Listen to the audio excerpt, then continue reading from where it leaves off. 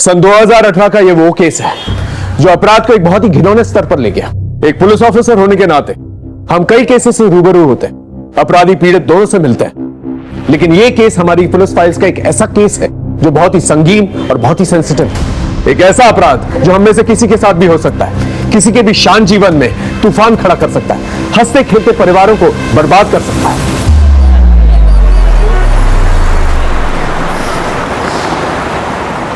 बच्चों, अच्छे से पढ़ाई करना और मार्क्स भी अच्छे से लाना। नेक्स्ट क्लास टीचर ये ना कहे कि आप लोगों को मैंने कुछ पढ़ाया नहीं।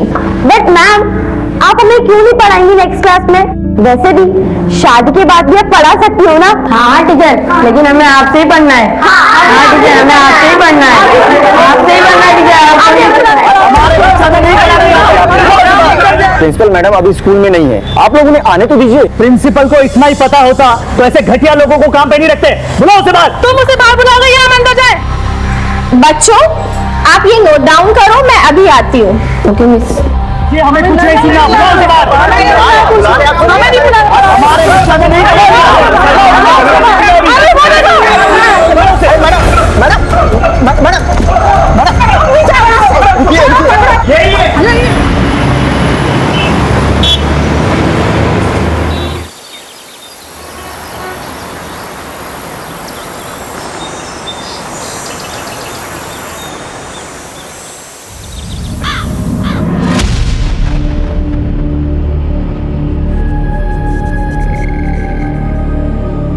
पापा, मुझे आपसे कुछ बात करनी थी।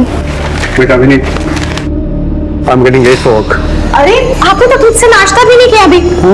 नाश्ता नहीं करूंगा मैं, जूस पी लिया मैंने। चलो बेटा, कुछ तो खा लेते। बाद में बात करते हैं, ठीक है? बाय।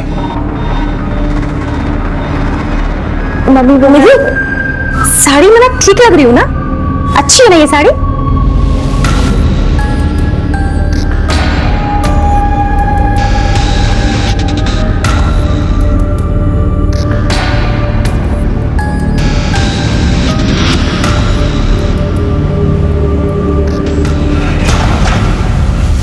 Natural numbers 1, 2, 3, 4.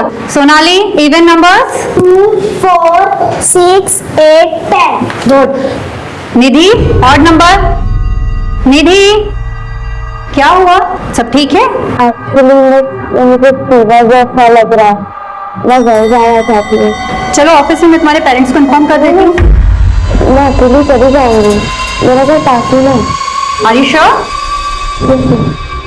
चलो बच्चों, अब ये सब राइट डाउन करो अपनी अपनी नोटबुक में। मैं अभी चेक करूंगी सबका।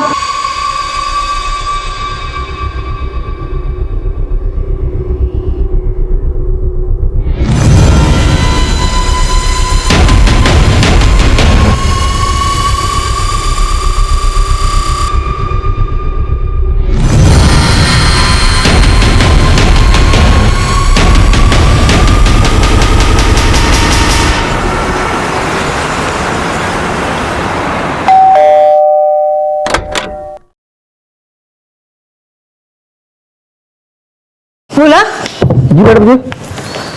निधि कहाँ है? मैडम जी, निधि बेबी तो अभी तक स्कूल से आई नहीं।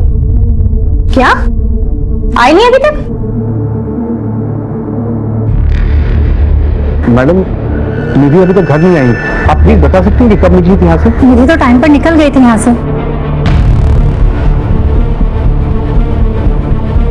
Thank you.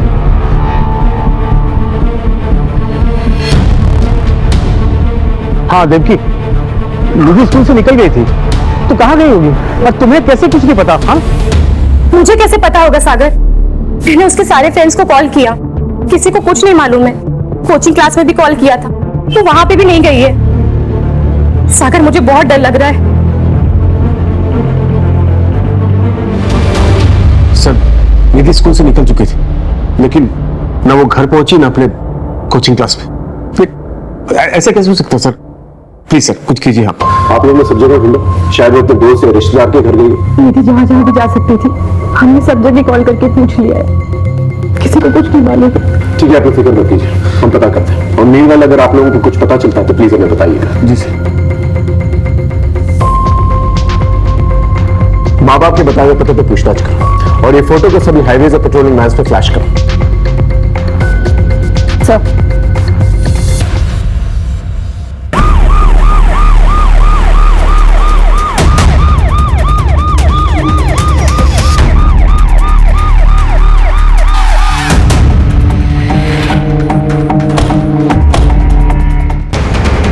सर ये तो वही लड़की है निधि, जिसकी मिसिंग कंप्लेंट कल रात को उसके पेरेंट्स ने दर्ज कराई थी। इस एरिया से इसका घर और स्कूल दोनों ही पास है। अगर ये स्कूल से वक्त पर निकली थी तो घर क्यों नहीं पहुंची? इतनी देर कर क्या रही? सर लगता है इसे देर रात को यहाँ लाकर मारा गया होगा या डंप किया गया होगा। हो सकता है, लेकिन इतना तय है इसका मर्डर उसी एरिया में हुआ और पेरेंट्स को इन्फॉर्म करो। हाँ। हेलो, एक स्कूल जाने वाली लड़की की हत्या शहर के बीचों बीच कर दी गई थी। मामला बहुत ही नाजुक था। हमने बिना वक्त गवाए निधि और उसके परिवार से जुड़े सभी लोगों की जिंदगियों को टटोलना शुरू किया। यहां मैं एक बात बताना चाहूंगा आपको, केस जैसे शुरू हुआ था वैसा बिल्कुल भी नहीं था। इस केस में कई छोटे छोटे चक्रव्यूह थे जो हमारे पीठ पीछे एक बड़े भूकंप का माहौल इख्तियार कर रहे थे।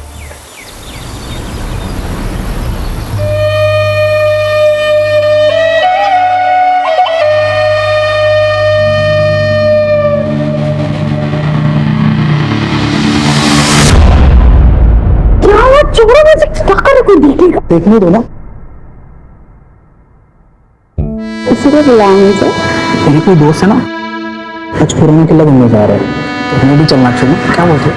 नहीं बाबा, सर पे एग्जामिनेशन है और कॉम्पिटिटिव क्लासेस भी शुरू हो गई है, मैं नहीं जा सकती। सॉल्यूशंस है मेरे पास। मन मारा ना तुम?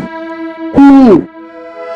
क्या यार, मैं तुम्हारे इतने करीब आने के बहाने बनाते रहता है, क्यों हो तुमसे दूर भागते रहते? That's not fair. हाँ क्या है भाई, काम करो ना अपना।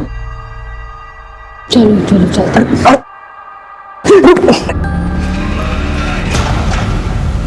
मनीषा, हमें सबसे पहले गवर्नमेंट से परमिशन लेनी होगी क्योंकि इस केस में आला दर्जे के गवर्नमेंट ऑफिसर्स इन्वॉल्व हैं। मैं सारी लीगल फॉर्मेलिटीज पूरी कर दूंगी सर। और एक बात का ध्यान रखें, अपने भरोसेमंद लोगों के अलावा किसी के साथ इंफॉर्मेशन शेयर नहीं करना। भरोसा रखिए सर।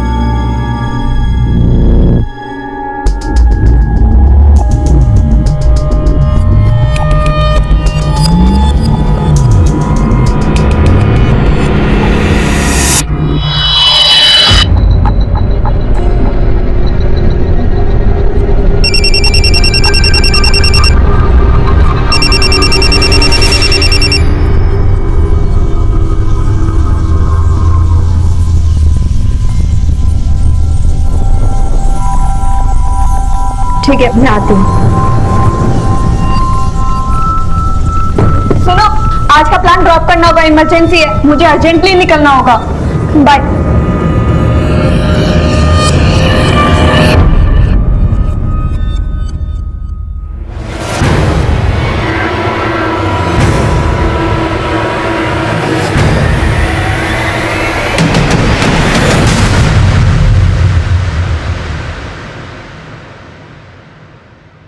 सर, ये मेरी छोटी बहन और उसके फ्रेंड्स हैं, इन्हें छोड़ दीजिए प्लीज। दिखने में तो सब शरीफ घर के लगते हैं, लेकिन रैश ड्राइविंग करते हुए पकड़े गए।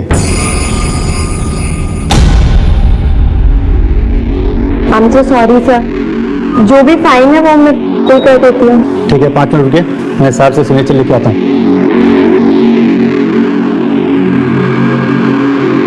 दीदी, आई एम सॉरी, मेरी वजह से आपको इतना। मैंने कुछ पूछा तुमसे? ये सब करने जाते हो तुम कॉलेज? हाँ, और तुम 1000 बार मना किया है मैंने, मेरी बहन से दूर रहने को बोला है ना तुम्हें। ये तुम्हारी लास्ट वार्निंग है, समझे? ठीक है, आप लोग जा सकते हैं। Thank you. चलो।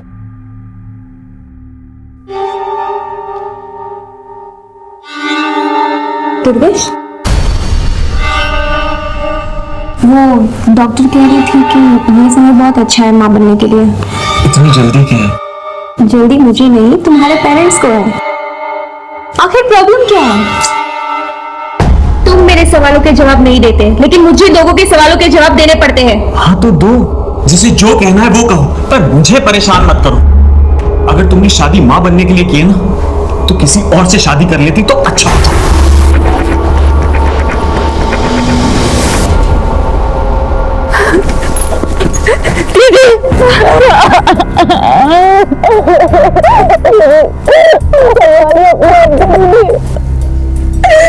नहीं तारा, हमको छोड़ के चली गई।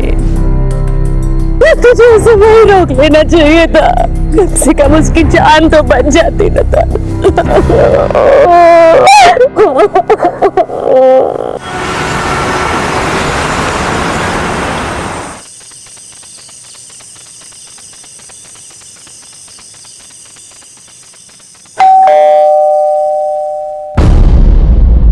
कहाँ रह गई थी? वो मैंने इसे बुला लिया था डिनर पर, तो बस इसीलिए लेट हो गए। चलो अब अंदर।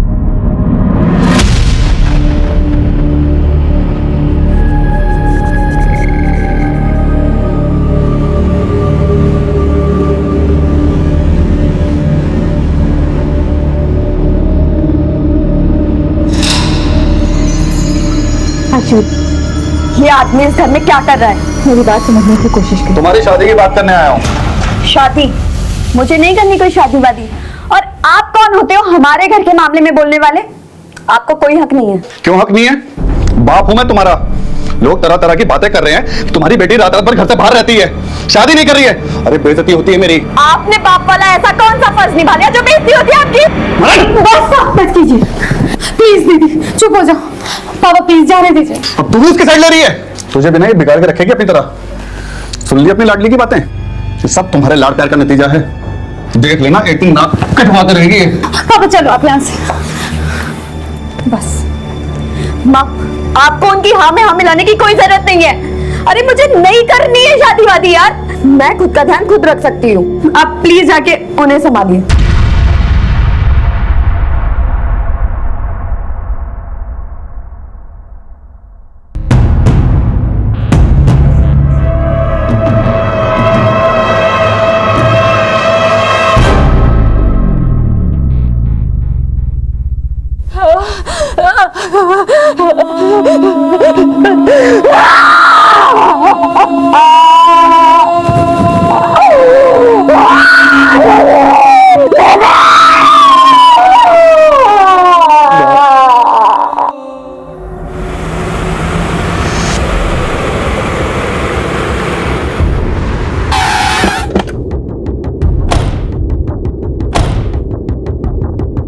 इन दिनों आपने किसी को निधि का पीछा करते या फिर उस पर नजर रखते हुए देखा था? नहीं मैम। तो स्कूल में किसी लड़के से या टीचर से कोई लड़ाई झगड़ा? नहीं मैम, हमारे स्टूडेंट और स्टाफ में कोई ऐसा नहीं था जो निधि को पसंद नहीं करता। वो एक बिल्डिंग लड़की थी। फिर निधि के बिहेवियर में कुछ अजीब नोटिस किया हो? हाँ मैम, कुछ दिनों से निधि का बर्ताव बदला हुआ लग रहा था। वो उदास रहने लगी थी और पिछले 10 दिनों में वो 2 दिन स्कूल भी नहीं आई थी। और अभी 2 दिन पहले अचानक उसके स्कूल में तबीयत बिगड़ गई थी और वो छुट्टी लेकर 11 बजे ही घर चली गई थी। मुझे अच्छा लग रहा है, मैं घर जाना चाहती हूँ। ओके। और हाँ, वो स्कूल के अलावा कोचिंग भी जाती थी। अब अगर वहाँ कुछ हुआ हो तो हम नहीं कह सकते। यस मैम, निधि पिछले 10 दिनों में 3 दिन कोचिंग क्लासेस नहीं आई है। मैंने उससे पूछा भी था तो उसने कहा कि उसकी तबीयत खराब है। मेरी तबीयत ठीक नहीं है, मैं कल नहीं आऊंगी।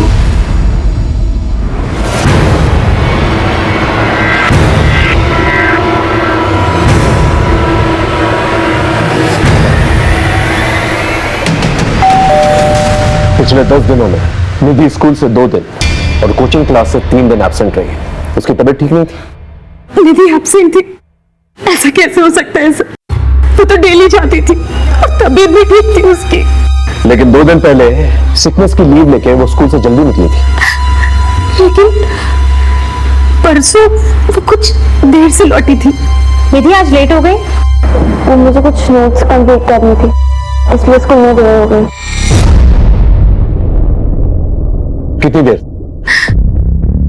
करीब आधा पौन घंटा। स्कूल 1 बजे खत्म होता है। वो 11 बजे सिकनेस का बहाना करके निकल जाती है। तकरीबन 15 मिनट लगते हैं घर पहुंचने में। मान लेते हैं कि वो 4:30 बजे घर पहुंची, तो ये 4 घंटे वो थी कहाँ? मुझे गलत हो गया ये सब सुनकर। इसका मतलब निधि स्कूल और कोचिंग क्लासेस के बहाने कहीं और जा रही थी। माफ कीजिए, लेकिन निधि का कोई बॉयफ्रेंड वगैरह था? उसने आप लोगों से बात की थी इस बारे में या कुछ नोटिस किया आप लोगों ने? सर कैसी बात कर रहे हैं आप? छोटी सी बच्ची थी हमारी, अभी उम्र ही क्या थी निधि की? मेरी नॉलेज में तो ऐसा कुछ नहीं आया था। शायद व्यक्ति को पता हो। मुझे कैसे पता होगा? मैंने तो ये सब चीजें कभी नोटिस ही नहीं की।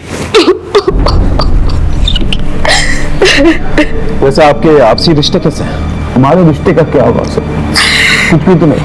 इसका निधि से क्या लेना देना है सर? वो जब भी कुछ मांगती थी, पूछती थी, हम ला कर देते थे उसके लिए। फूल सी बच्ची थी हमारी।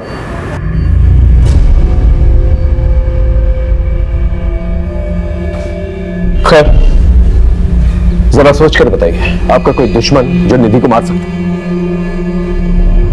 नहीं सर, हमारे किसी से कोई दुश्मनी नहीं है। मैं तो अपने बिजनेस पर फोकस करता हूँ। पता नहीं तुम्हारी बच्ची को इसलिए बाहर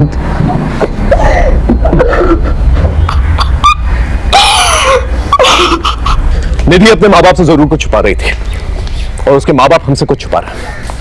इनके आपसी रिश्तों के बारे में पता करो, पड़ोसियों से पूछताछ करो। बहुत सारी बातें जो है घर वालों से पहले मोहल्ले वालों को पता चल जाती है।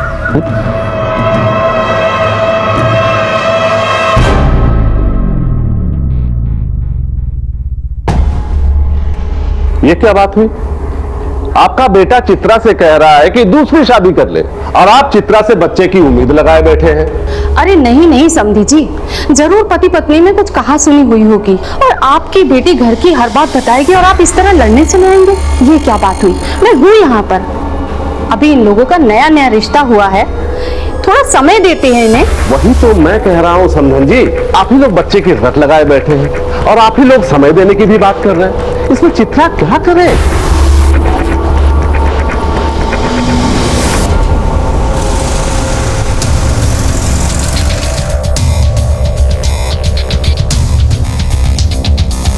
निधि बड़ी प्यारी बच्ची थी। जो बच्ची अपना खाना दूसरे को खिला सकती है, अपना खिलौना दूसरे को दे सकती है, ऐसी बच्ची का दुश्मन कौन हो सकता है? हाँ, सागर को अपने पैसे का थोड़ा घमंड था, लेकिन निधि में ऐसी कोई बात नहीं थी। आपने कहा कि सागर को पैसों का घमंड था, क्या उसका कोई दुश्मन हो सकता है? तो दुश्मनी का तो मुझे पता नहीं, लेकिन इन मियाँ बीवी की आपस में बनती नहीं थी। और ये बात आपको कैसे पता चली? मेरे नौकर ने बताया। वो सागर का नौकर भोला का दोस्त है, आपस में एक दूसरे घर की कहानी बताते रहता है। मैडम, साहब और मेम साहब ऐसे ही है।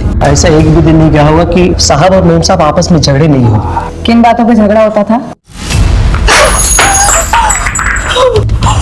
देखिए, तुमने आज जो तमाशा किया ना, वो गलत है। अच्छा, मैं तमाशा कर रही हूँ?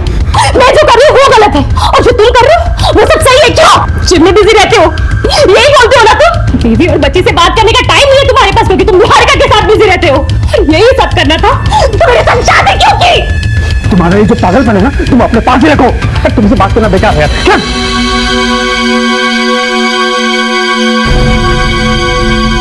बेटा तुम अपने कमरे में जाओ। मैडम, किसी दूसरी औरत के कारण झगड़े होते थे, बाद में झगड़ा इतना बढ़ गया था कि साहब और मेम साहब अलग अलग सो रहे थे।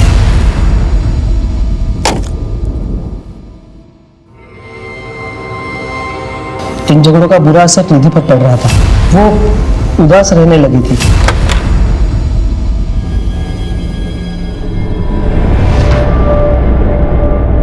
निधि आज लेट हो गई? वो मुझे कुछ नोट्स कंप्लीट करनी थी, इसलिए स्कूल में देर हो गई। बोला जी मेम साहब। निधि के लिए खाना गर्म कर दो। जी।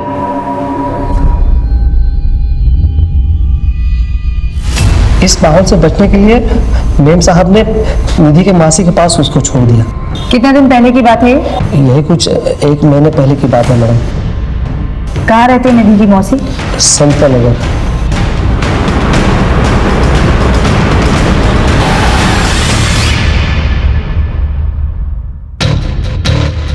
क्या यही है दिक्की की बहन का घर?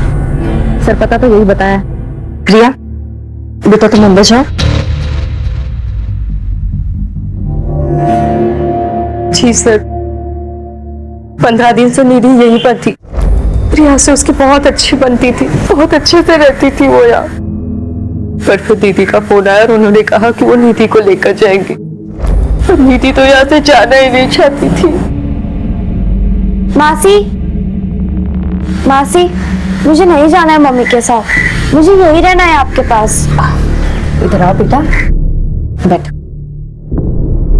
निधि, सब ठीक हो गया है वहाँ। और तुम फिक्र क्यों कर रही हो? हम आएंगे ना तुमसे मिलने वहाँ। मासी, मैं हमेशा के लिए यही नहीं रह सकती क्या? मम्मी, निधि दीदी को यहीं रख लो ना। काश मेरी मम्मी भी आपके जैसी होती, आप मुझसे कितना प्यार करती हैं। और वहाँ मम्मी डैडी हमेशा झगड़ा करते रहते हैं। इसका मतलब ये बात सच है कि आपके जीजा जी और दीदी के बीच में जो झगड़ा होता था किसी लड़की की वजह से होता था। उस लड़की का नाम पता है आपको? उनके ऑफिस में एक लड़की है, उनकी असिस्टेंट निहारिका। जैसे जैसे उनका पैसा बढ़ता जा रहा है, वैसे वैसे हमारे बीच में दूरियां बढ़ती जा रही हैं। हाँ सर, निहारिका नाम की सेक्रेटरी थी, उसे लेकर ऑफिस में झगड़ा हुआ था।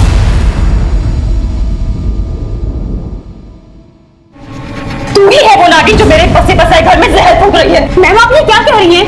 बताओ मैं क्या कर रही हूँ, बताओ तुझे मैं क्या कर रही हूँ। मुझसे बात करते कि क्या तमाशा लग रखा है तुमने? क्या पता, मेरा ऑफिस है ये। इसीलिए बिजी रहते हो ना तुम, इसीलिए घर देरी से आते हो, थक जाते हो तुम।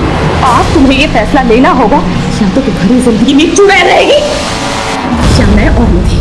और इस सवाल का जवाब सोच कर घर लौटना, समझे तुम? अफेयर था या नहीं वो तो मुझे नहीं पता सर, लेकिन उसकी बड़ी बेइज्जती हुई। उस दिन के बाद से निहारिका ने ऑफिस आना भी बंद कर दिया। ठीक से करो। मैडम, हॉस्पिटल से फोन आया है, निधि की पोस्टमार्टम रिपोर्ट आ गई है।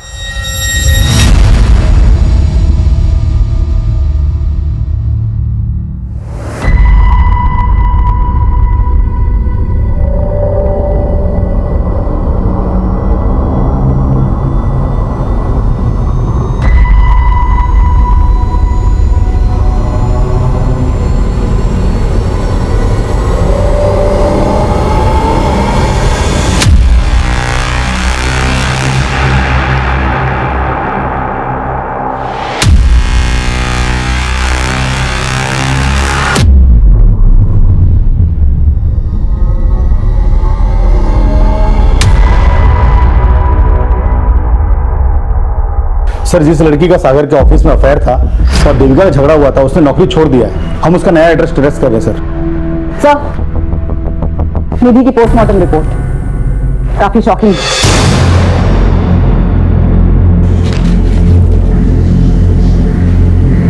तो बहुत ही शौक है। एक नाबालिग लड़की के साथ गैंगरेप किया गया है, 6 लोगों की सीमन में। ये केस सिर्फ मर्डर का केस नहीं, सेक्सुअल एक्सप्लॉयटेशन का भी केस है। मैं भी हैरान रह गई सर, इतना ब्रूटल असॉल्ट, वो भी रिपीट हुई। एक काम करो, निधि से रिलेटेड सारी इंफॉर्मेशन कलेक्ट करो। जब तक हमें पूरी इंफॉर्मेशन नहीं मिल जाती, हमें नहीं पता चल पाएगा कि निधि की लाइफ में क्या चल रहा था। छोटी से छोटी इंफॉर्मेशन कलेक्ट करो। एक बेगुनाह बच्ची के साथ इतना बड़ा दुष्कर्म करने वाले को बख्शा नहीं जाएगा। अपनी पूरी पुलिस टीम को अलर्ट करो, इस केस से रिलेटेड सभी लोगों से दोबारा पूछताछ करो। पोस्टमार्टम रिपोर्ट आने के बाद हमारा पूरा पुलिस डिपार्टमेंट हिल चुका था, क्योंकि अब हत्या के साथ साथ सामूहिक बलात्कार की धाराएं भी जुड़ चुकी थी। अपराध की बर्बरता को देखते हुए एक ही सवाल मन में बार बार उठ रहा था कि निधि कितने दर्द से गुजरी होगी। ऊपर से भी हम पर प्रेशर था और कई सामाजिक संस्थाओं ने इस गंभीर मुद्दे पर अपनी चिंता व्यक्त की थी। सवाल कई थे और जवाब ढूंढने में हम सरगर्म थे। हमारी पुलिस टीम के अलावा भी हमने इस केस की छानबीन में और लोगों को जोड़ लिया था। एक आम घर की आम लड़की के साथ इतना बड़ा जुर्म एक बहुत बड़े अपराध की दस्तक था, और इस दस्तक को पकड़कर असली अपराधी तक पहुंचना हमारे लिए एक बहुत बड़ा चैलेंज।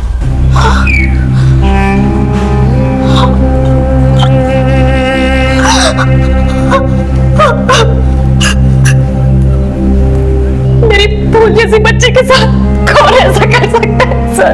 इसी सवाल का तो जवाब नहीं है आप लोगों के पास। तो स्कूल के बाद कहां जाती थी ये नहीं मालूम आप लोगों को। कोचिंग क्लासेस के बाद कहां जाती थी ये तक नहीं मालूम आप लोगों को। देख लिया आपने, इतना बड़ा अपराध हुआ इसके साथ। और हैरत की बात यह है ये उसके साथ पहले भी होता है। ये तो हमें पड़ोसियों ने बताया कि वो खामोश रहती थी, उदास रहती थी, लेकिन आप लोग को ये तक नहीं पता उसकी जिंदगी में क्या चल रहा है। मुझे आपसे कुछ बात करनी थी। सब मेरी फूल जैसी बच्ची ने किसी का क्या बिगाड़ा था तो उसके साथ इतना बड़ा जुल्म हो गया। देखिए, पहले मामला मर्डर का था, अब क्लियर हो चुका है कि निधि का गैंग रेप छुपाने के लिए उसका मर्डर किया गया।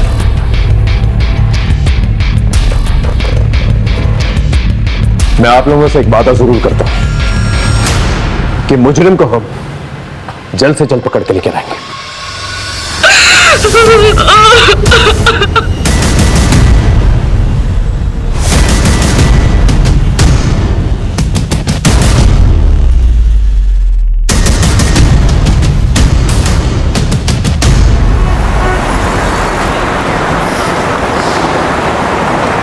सलाम सर। सलाम।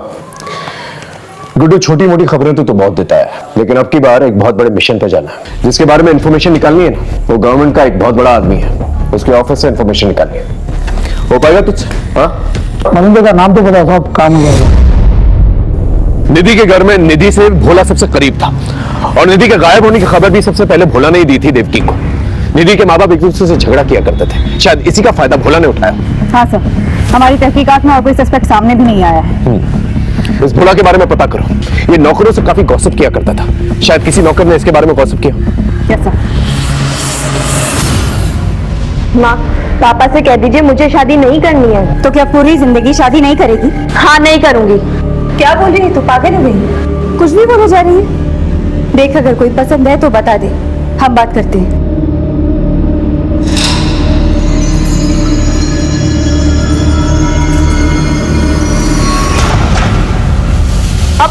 इसे क्या हुआ है? क्या देख। सुहाना, क्या हुआ है तुझे? हम लोगों को लड़ता देख करके तू रोए, ये तो पॉसिबल नहीं है। तो बता क्या हुआ? आयुष से झगड़ा हुआ है? फिर से उसने तुझे कुछ कहा है? बोल ना। कुछ नहीं दीदी, वो मेरी तबीयत ठीक नहीं है और सर में भी थोड़ा दर्द हो रहा है। तू सच कह रही है? हाँ दीदी, तुम्हारी कसम।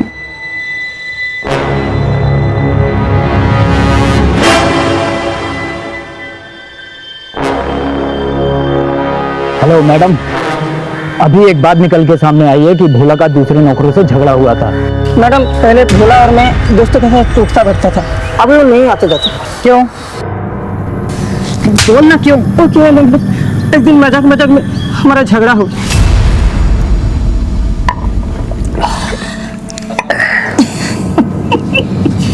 क्या रे भोला, तेरा साहब का अभी भी चक्कर चल रहा है क्या? अरे उनके मामले में नहीं बोलते, वो बड़े लोग हैं। बड़े तो उनकी बेटी भी हो रही है। क्या बोलना क्या चाहता था? बोलना, हाथ मारता है कि नहीं? हाँ? साइकिल सिखाने के बाद आप छोड़ेंगे नहीं तुमको, छोड़ेंगे नहीं हमको। क्या बोल रहे ना? मैंने तो उसको वही कहा था जो भोला की फितरत थी। कॉलोनी के सब काम वालियों के पीछे पड़ा रहता था, अक्सर निधि के साथ भी साइकिल सिखाते हुए दिखता था, इसलिए थोड़ा मजाक किया था तूने। नाबालिग लड़की के लिए घर के नौकर से गंदी बातें करनी तुझे मजाक लगता है?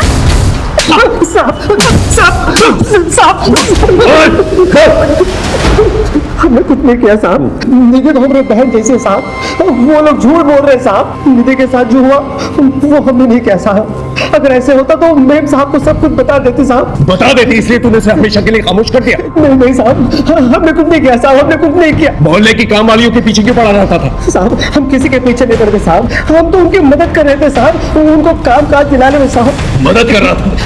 इसका ब्लड सैंपल, और जब तक डीएनए रिपोर्ट नहीं आ जाती उसे यही रखता।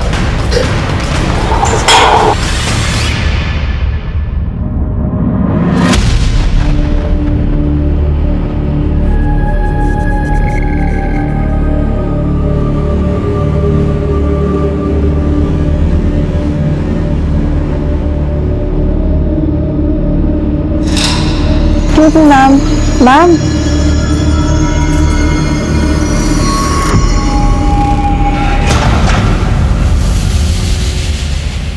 The number you are trying to call is currently switched off.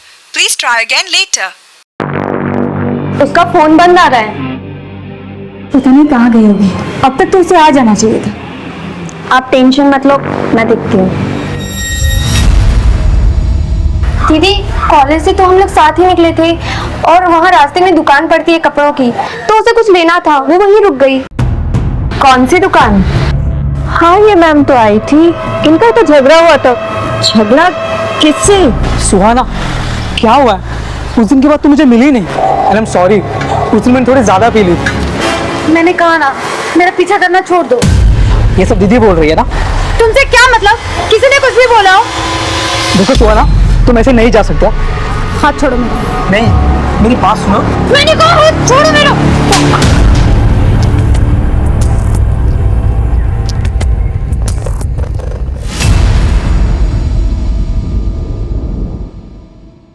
Sir, ये मेरी छोटी बहन है सुहाना। सर 18 साल की है, कॉलेज से घर ही नहीं लौटी। हम लोगों ने हर जगह ढूंढा पर कोई इन्फॉर्मेशन नहीं मिल रही है। और सर इसका फोन भी बंद आ रहा है। आपको किसी पर शक है या किसी लड़के से कोई अफेयर? जी सर, आयुष सुहाना का बॉयफ्रेंड था। इन दोनों का ब्रेकअप हो गया था, पर अभी रिसेंटली मुझे पता चला है कि इन दोनों में झगड़ा हुआ था। सुहाना का बॉयफ्रेंड था? ये बात मुझे पहले क्यों नहीं बताई? आप कौन है? सर मैं सुहाना और इसका पिता हूं, लेकिन इन लोगों के साथ रहता नहीं हूं सर। क्यों? दरअसल हमारी आपस में बनते नहीं सर। सुजाता, ये सब सिखा रही है अपनी लड़कियों को? अच्छा, जो आपको सिखाना चाहिए था वो तो आपने कभी सिखाया नहीं हमें। ये क्या लगा रखा है तुम लोगों ने? और ये आयुष कहाँ रहता है? चल बता, सुहाना कहाँ है? सर मुझे नहीं पता सुहाना कहाँ है। अभी 2 दिन पहले हमारा ब्रेकअप हो गया था। और ब्रेकअप के बाद गायब कर दिया उसे। बोल कहाँ है वो? अश्विनी झूठ बोल रही है मुझे फंसाने के लिए। वो तो पहले से मुझ पर चिढ़ती थी और उस दिन के बाद कुछ ज्यादा ही। ये सब करने जाते हो तुम कॉलेज? हाँ? और तुम 1000 बार मना किया है मैंने, मेरी बहन से दूर रहने को बोला है ना तुम्हें। ये तुम्हारी लास्ट वार्निंग है। उस दिन गलती हो गई मुझसे, लेकिन अश्विनी के कहने पर सुहाना ने मिलने से भी मना कर दिया था। बॉयफ्रेंड था ना तो उसका, बता कहाँ गई वो? मुझे कैसे पता चलेगा सर? मैं तो बताऊँ आश्विनी का क्या धरा है ये सब मुझे फंसाने के लिए। मुझसे नफरत करती थी और इसलिए मुझ पर ना ये सब झूठे इल्जाम लगा रही है। सुहाना की डिटेल्स निकालो, सारे इलाके में पूछताछ करो, शायद कुछ पता चले। Okay sir. रमन आपसे सबसे मिलना था। अवस्थी साहब ऐसे नहीं मिलती किसी से, उनसे मिलने के लिए अपॉइंटमेंट लेनी पड़ती है। कैसे मिलेगी अपॉइंटमेंट? 1 मिनट।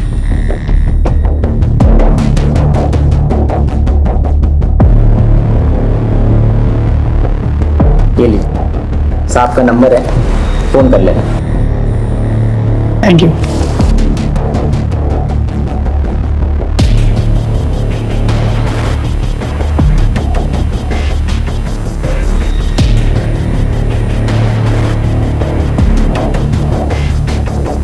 हेलो,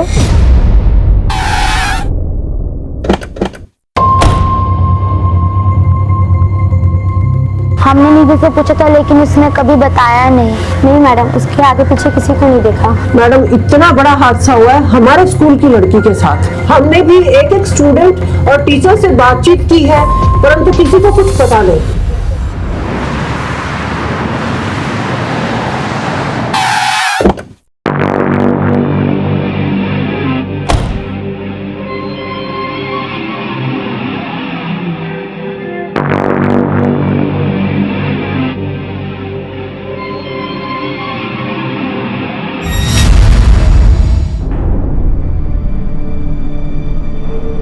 दुर्गेश, मुझे तुमसे बात करनी है।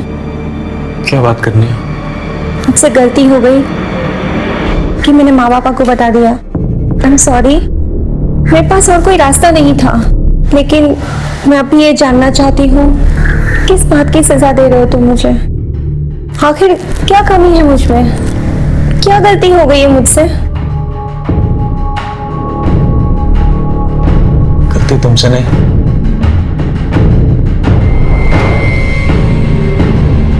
मुझसे हुई। कैसी गलती? खबर क्या है वो बता। तो 1 साल पुरानी बात है ना, निधि की स्कूल में एक टीचर थी, नीता, उसके नाम था भोपाल।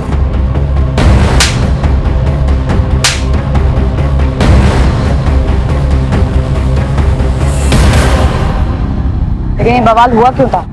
एक वीडियो वायरल हुआ था उसका, सेक्स वीडियो।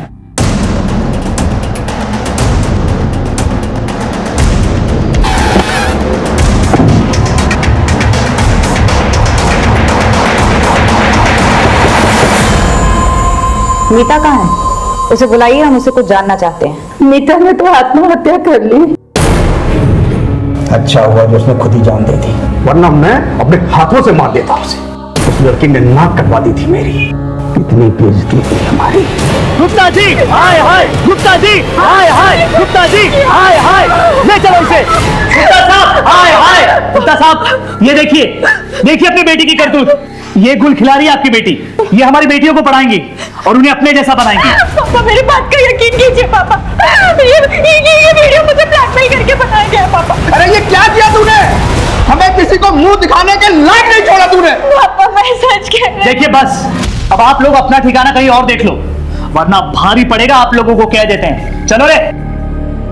बहुत बदनामी हो गई थी, इसलिए दुर्गेश ने सगाई तोड़ दी। कोई भी लड़का वही करता तो दुर्गेश ने किया। थोड़ी सी शर्म बची थी, इसलिए मीता ने आत्महत्या कर ली।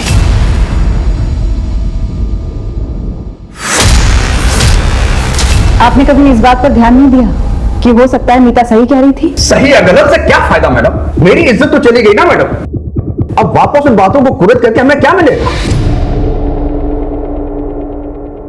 निधि और उसकी टीचर मीता दोनों का ही सेक्सुअल असॉल्ट हुआ था और दोनों का ही एक ही स्कूल से कनेक्शन भी था।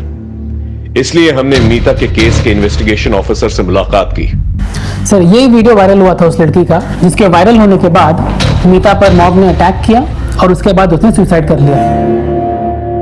हम अपनी इन्वेस्टिगेशन तो कर ही रहे थे सर, पर आगे इस केस में कुछ क्लू नहीं मिला। इस वीडियो में जो लड़का है, इसकी पहचान हुई है? नहीं सर।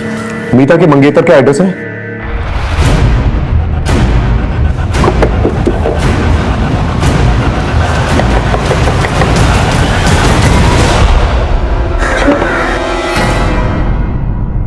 क्या हम दुर्गेश से मिल सकते हैं? उन्होंने 1 महीना पहले ही सुसाइड कर लिया। क्या आपको दुर्गेश की मंगेतर मीता के बारे में कुछ पता था? जी हाँ, खुद दुर्गेश ने मुझे बताया था। मैं अपने पाप का प्रायश्चित करना चाहता हूँ। मेरी अंतरात्मा मुझे जीने नहीं दे रही। क्या बात है? हमें जो कुछ भी मीता के बारे में पता है वो सच नहीं है। मीता का वीडियो धोखे से बनाया गया था। उसी वीडियो से उसे ब्लैकमेल करके बार बार गलत काम करवाए जा रहे थे। ये बात कही थी उसने मुझसे, लेकिन मैंने उस पर यकीन नहीं किया और उससे शादी तोड़ दी। हो सकता है वो झूठ बोल रही हो। नहीं, झूठ नहीं बोल रही थी वो। उसका एमएमएस है इंटरनेट पर। मीता ने अपनी जान देकर सच्चाई का सबूत दिया। उसी रात उन्होंने सुसाइड कर लिया, उसके अलावा मैं कुछ नहीं जानती। ये मामला केवल निधि का नहीं है, बल्कि मीता के साथ भी इस किस्म का अपराध हो चुका है। मुझे लगता है भोली भाली लड़कियों को ब्लैकमेल करके उनको सेक्सुअली असॉल्ट करने का एक रैकेट चल रहा है, और मुझे तो शक है कि निधि और मीता को एक ही इंसान ने टारगेट किया है। बड़ी अजीब बात है सर, इनमें से किसी एक ने भी कानून का दरवाजा नहीं खटखटाया। शायद इन्हें इतना डराया धमकाया गया होगा कि वो अपनी जुबान ही नहीं खुल पा रहे। एक काम करो, अपने नेटवर्क को एक्टिवेट करो और सारे थानों से जो है रिकॉर्ड मंगवाओ और अपनी खबरों से ही पता करो कि इस शहर में इस किस्म के केसेस और भी हुए क्या। ओके तो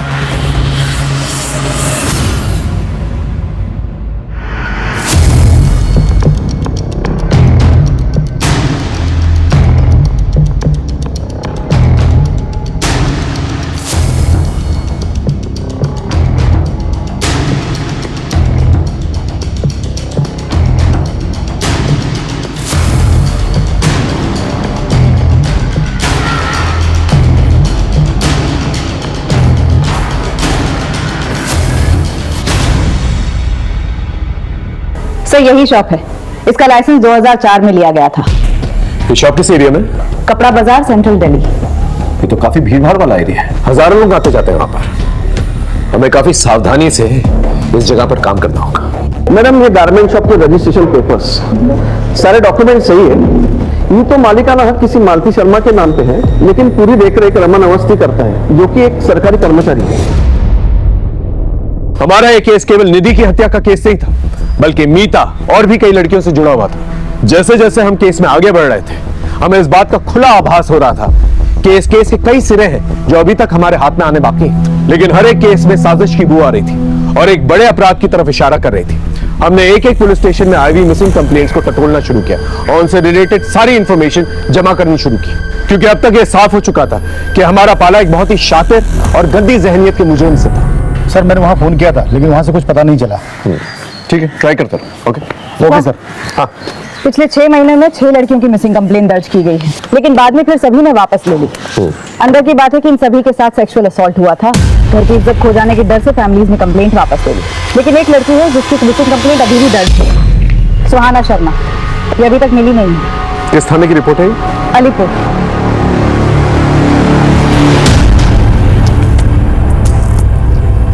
सुहाना शर्मा नाम है। लास्ट टाइम इसे एक गारमेंट शॉप के बाहर देखा गया था। वहाँ पर इसकी अपने बॉयफ्रेंड से लड़ाई भी हुई थी। हमने इसके बॉयफ्रेंड को डिटेन भी किया, तो उसने कहा कि वो इस लड़की के बारे में कुछ नहीं जानता। इसकी बहन अश्विनी ने कंप्लेंट दर्ज करवाई थी हमारे यहाँ। हमने काफी ढूंढने की भी कोशिश की, लेकिन कोई लीड नहीं मिला, और बाद में इसकी फैमिली ने भी अपडेट लेना बंद कर दिया। इनकी फैमिली का कोई कॉन्टैक्ट नंबर? आपने जब इन्फॉर्म किया कि आप यहाँ आ रही हैं, तो मैंने कांस्टेबल से कहा था कि इनकी फैमिली से कांटेक्ट करें। ठीक है। अश्वी से कोई कांटेक्ट हुआ? सर अश्वी का नंबर भी बंद आ रहा है और वो ट्रेस भी नहीं हो रही है।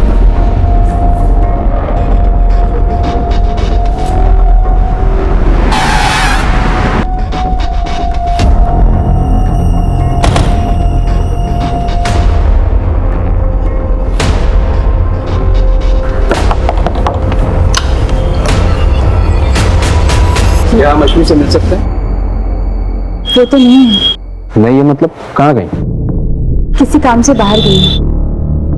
सुहाना की कोई खबर मिली? उसी केस के बारे में हमने उनसे बात कर ली है। आप आइए ना, अंदर बैठिए, मैं अपने पति को बुलाती हूँ, आप उनसे बात कीजिए। जी कहिए, मैं आपकी क्या मदद कर सकता हूँ? सुहाना में इसी केस के बारे में अश्वी से बात करें।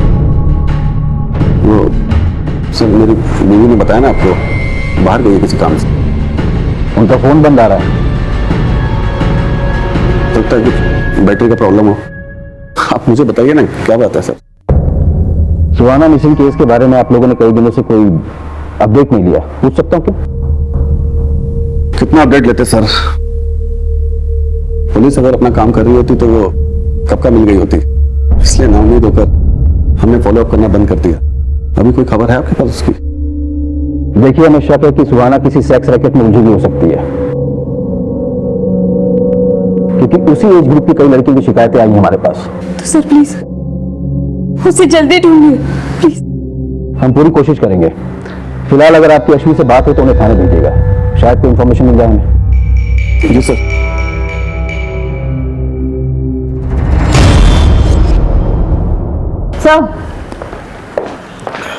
अश्वी का नंबर पिछले 15 दिनों से बंद आ रहा है और उसके पड़ोसियों ने भी उसे देखा नहीं, लेकिन एक नंबर है कॉल रिकॉर्ड्स में जो बार बार फीचर होता है, जिससे अश्वी लगातार टच में थी। अश्वी और चारू के कार्ड से एक ही होटल के बिल भी भरे गए हैं। मैंने चारू को बुला लिया है पूछताछ के लिए। हम दोनों दोस्त हैं सर। दोस्त? कॉल रिकॉर्ड में दोस्ती साफ नजर आ रही है तुम्हारी। क्या चल रहा था तुम्हारे आश्वी के बीच में? कहाँ है आश्वी और सुहाना? मैं नहीं जानती सर, मैं तो अश्वी को खुद ढूंढ रही हूँ। तुम क्यों ढूंढ रही अश्वी को? हाँ देखो, जो कुछ भी सच है ना बता दो, बोलो। सर मैं आपसे झूठ नहीं बोलूंगी, वो मैं और अश्वी रिलेशनशिप में है सर। हम दोनों लेस्बियन हैं सर। अश्वी क्या हुआ?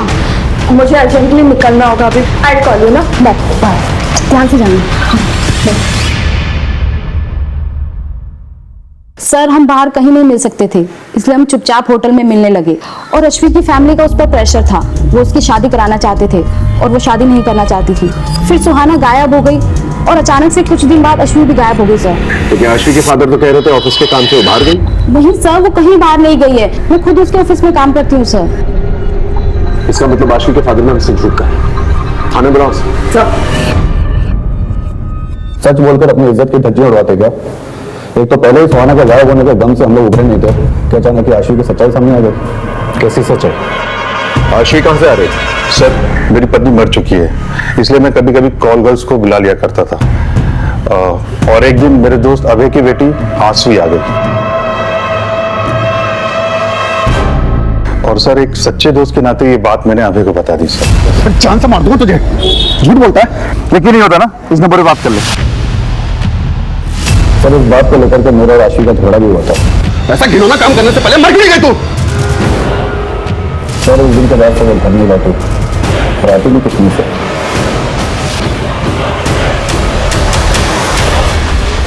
कहां से बुलाया था आश्वी को?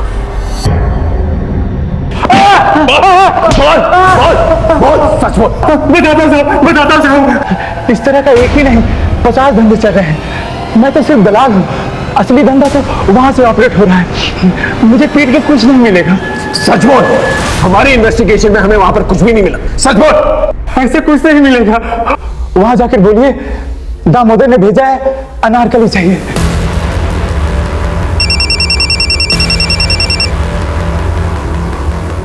हेलो, ठीक है सर, निहारिका का पता चल गया है।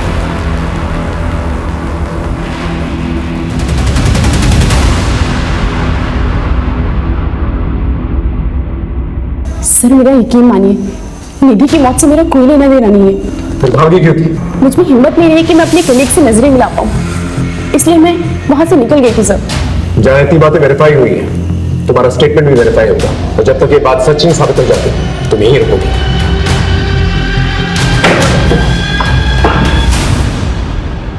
सर साइबर सेल की मदद से हमने मीता के वीडियो के सोर्स को रिवर्स में ट्रैक किया। जो वेबसाइट सामने आई है उसका सर्वर फॉरेन में है। इसी वेबसाइट पर और भी लड़कियों की वीडियोस अपलोड हैं जिसकी इन्वेस्टिगेशन हमने की। आशी और निधि के वीडियोस भी इन वीडियोस में शामिल हैं। इसका मतलब पहले इन लोगों के वीडियोस बना के इन्हें ब्लैकमेल किया जाता है, और फिर बाद में प्रोस्टिट्यूशन में ढकेल दिया जाता है, और फिर और पैसे कमाने के लिए इन्हें फॉरेन साइट्स पे बेच दिया जाता है। इन दरिंदों को रंगे हाथों पकड़ना पड़ेगा। 6 महीने पहले मीता को टारगेट करते हैं ये लोग, और 1 महीने पहले आशु और सुहाना को, और 10 दिन पहले निधि। और ये सब कुछ इस शॉप से कनेक्टेड है। सीधे रेड मारते हैं सर। पॉसिबल है कि सुहाना अभी भी उनके पास हो। नहीं, इसलिए नहीं मार सकते, क्योंकि अगर इन लोगों को जरा सी भी भनक लग गई तो सुहाना और पता नहीं कितनी और लड़कियां जिनकी जान को खतरा हो सकता है। इन दरिंदों को पकड़ने के लिए इन्हीं की तरह शातिर होना पड़ेगा। अब हमारे हाथ में कुछ अहम सुराग लग चुके थे। अब जरूरत थी पूरी जिम्मेदारी के साथ, सावधानी के साथ प्लानिंग करके इस मिशन को अंजाम देने की। हमारी जरा सी भी लापरवाही मुजरिम को चौकन्ना कर सकती थी, उन्हें फरार होने का इशारा दे सकती थी। इसलिए पूरी जिम्मेदारी के साथ और मामले की संजीदगी को समझते हुए हमने प्लानिंग शुरू की।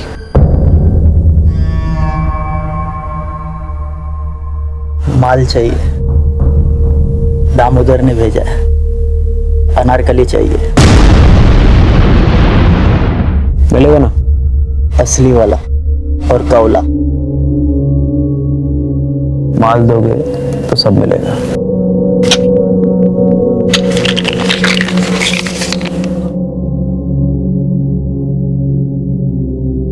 आओ मेरे साथ।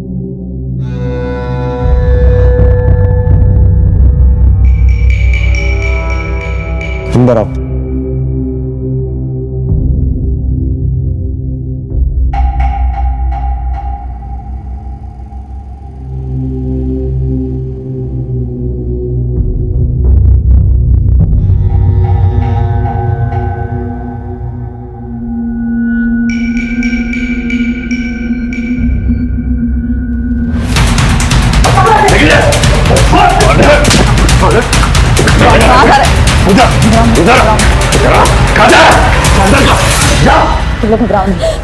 इन बच्चियों को एनजीओ लेके जाओ। चल चल जाओ। घबराओ।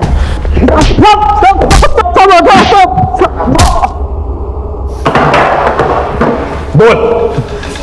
मीता, सुहाना, आशु, सब बाकी लड़कियों को मैंने धंधे को उतारा। किसी की मजबूर बहू बेटियों को बेचकर उनसे पैसे कमाकर उसे धंधे का नाम देता। गवर्नमेंट ऑफिसर होकर ऐसी नीच हरकतें करते हुए शर्म नहीं आई तुझे? हाँ? अब सच सच बता, कौन कौन इन्वॉल्व है तेरे साथ इस धंधे में? बोल। सब मैं हूँ अकेला। सब मैंने दिखावे के लिए गारमेंट शॉप खोल के रखी है, और वहीं से हम लोग अपना शिकार तलाश करते हैं। और ट्रायल रूम किधर है? बता दो। उस तरफ।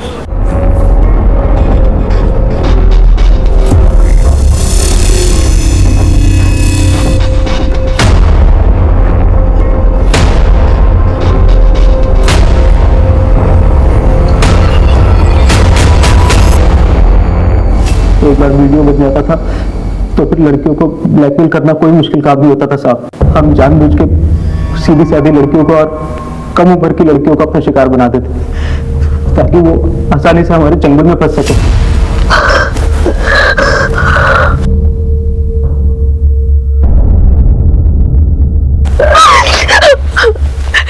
प्लीज प्लीज प्लीज मेरा वीडियो वायरल मत करना, मेरी शादी होने वाली है। तुम जो बोलोगे, जैसा बोलोगे मैं करूंगी, प्लीज। सुहाना को तूने इस तरह से फंसाया, आशवी को कैसे फंसाया? सुहाना के कस्टमर पे ज्यादा टाइम ले लिया था, तो उसे ढूंढते ढूंढते आशवी दुकान पर आ गई थी। मेरी बहन है सुहाना, ये आपकी दुकान पर कपड़े खरीदने आई थी। ये आई थी यहाँ पर। आशवी बहुत खूबसूरत थी साहब, और उसके हमें ज्यादा पैसे मिलते, इसलिए उस दिन हमने सुहाना को वहां से जाने नहीं दिए, और सुहाना के जरिए हमने आशवी को अपना शिकार बनाया।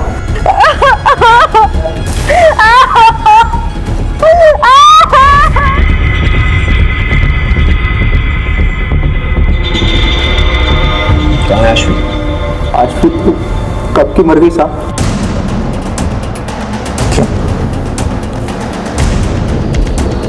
तूने उसका मर्डर किया? नहीं साहब, मैंने उसे नहीं मारा, उसे तो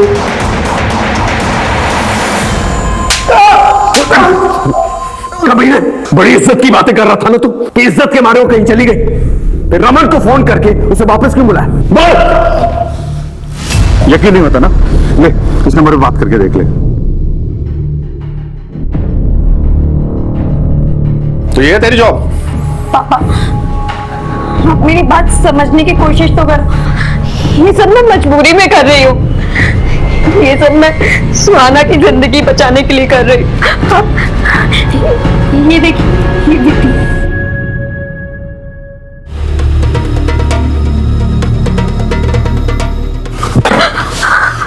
मुझे पहले ही पता था, खुद तो बर्बाद हो गई और उसे भी नर्क में झोंक दिया तूने।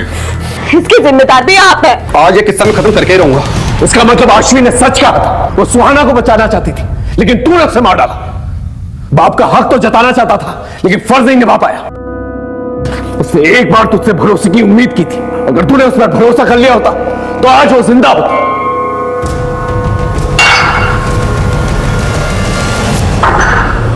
आशवी और सुहाना का केस तो सॉल्व हो गया, अब निधि के दोषी से मिलता है।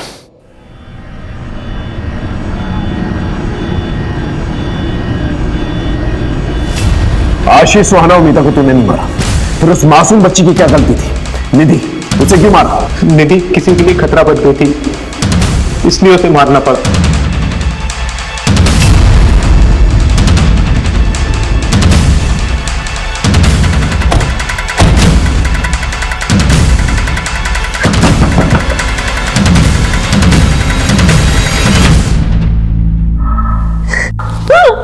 मुंह खोलेगी कि नहीं?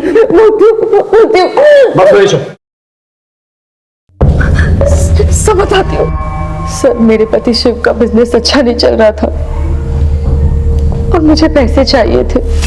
मैं धंधे में आ तो गई थी, पर मुझे और पैसे कमाने थे, अपना घर खरीदना था।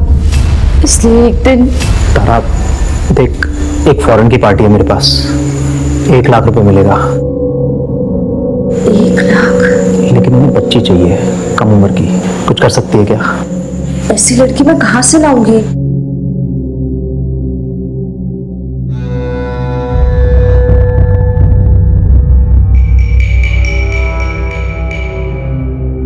रमन, तेरी हिम्मत कैसे हुई मेरी बेटी को आंख उठा के देखने की? दोबारा देखना तो आंखें नोच लूंगी, मैं बता रही हूँ। देख ले तारा, तेरे फायदे के लिए कह रहा हूँ, 1 लाख रुपए कम नहीं होते। घर खरीदना ना तुझे। और फिर एक दिन निधि,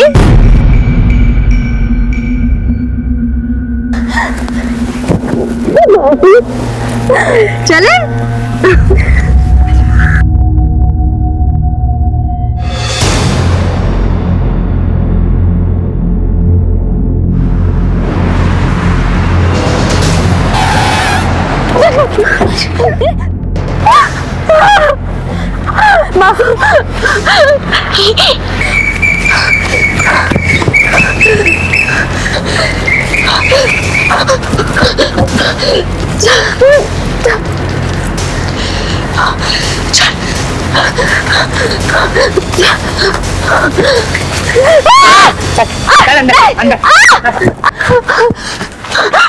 मेरी बेटी को छोड़ दो, मेरी बेटी को छोड़ दो।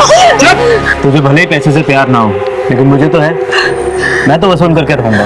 मैं दे दूंगी। बच्चे को लेकर आओ। प्रिया, कितने पैसे देगा इस लड़की के बता? मुझे तो ये नहीं, मुझे तो ये चाहिए।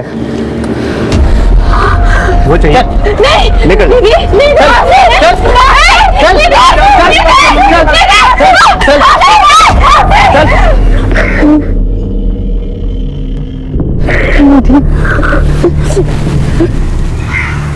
दिया जो कुछ भी हुआ तो किसी को मत बताना, वरना वो लोग प्रिया को मार देंगे।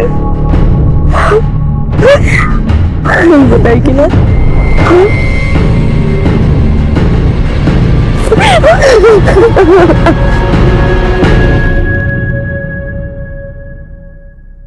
कुछ दिन तो निधि चुप रही, लेकिन एक दिन बोल पड़ी। तारा मासी, मैं थक गई, मुझे कुछ अच्छा नहीं लगता। मम्मी पापा मेरी बात नहीं सुनते। मैं प्रेमा को सब कुछ बता दूंगी, वो हमारी मदद करेगा, मुझे भरोसा है। निधि बच्ची थी, कभी भी किसी के सामने भी मुंह खोल सकती थी। निधि अगर कुछ दिन और सहन कर लेती तो उसे आदत पड़ जाती। मासी थी तू उसकी, मासी मां जैसी होती है। और तूने क्या किया? औरत के नाम पे कलंक है तू। तुझे तो एक ऐसी ऐतिहासिक सजा मिलनी चाहिए ना कि तुझ जैसे अपराध करने वालों की रूहें थर्रा जाए।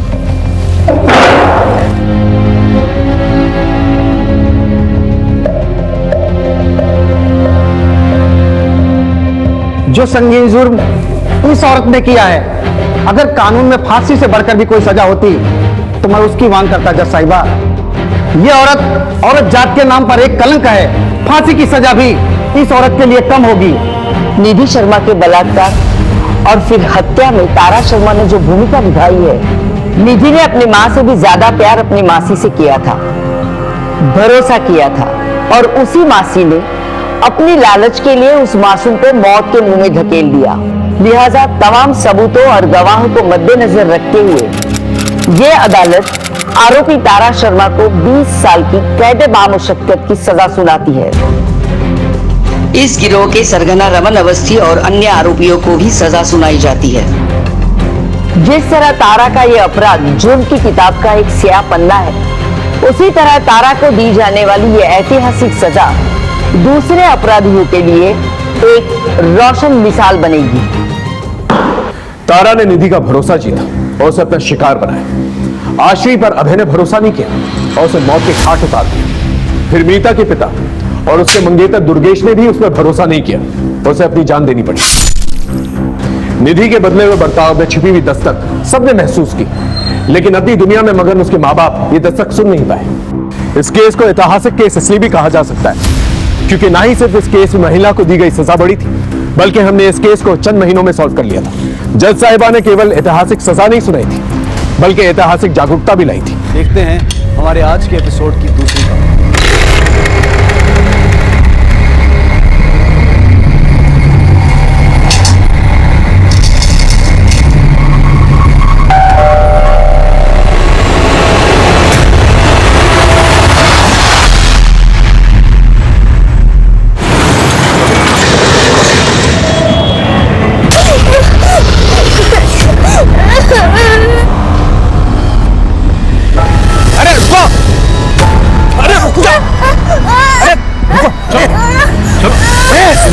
क्या किया बच्चे के साथ? कुछ नहीं तो खून कैसा? अरे आप मेरी बात नहीं हो रही है। अरे आप गलत समझ रहे।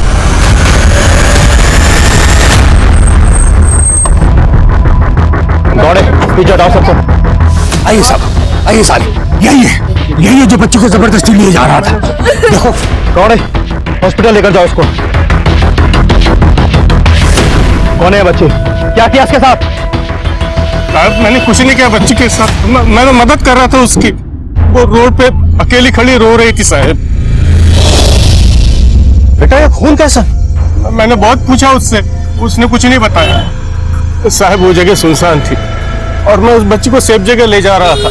मैं आप लोगों को कॉल करने ही वाला था कि वो बच्ची भाग गई। फिर इन लोगों ने मुझे गलत समझा और मेरी पिटाई कर दी। नाम क्या तेरा? सरोज। साहब यहाँ मिली थी बच्ची मेरे को। सावन, आसपास चेक करो, शायद कुछ मिले। और कौन था? सर, यही वो आदमी है, बोल रहा है बच्ची यहाँ मिली थी। बच्ची की हालत कैसी है? सर, मैंने उसे गावड़े के साथ हॉस्पिटल भेजा है। वो बच्ची तुम्हें यहाँ मिली थी, इसका कोई गवाह है तुम्हारे पास? कैसे होगा साहब, जब मैं उस बच्ची को ले जा रहा था कोई नहीं था। अगर तुम हमें घुमा रहे हो तो तुम्हारे खुद के लिए अच्छा नहीं होगा। साहब मैं सच बोल रहा हूँ। देखते हैं।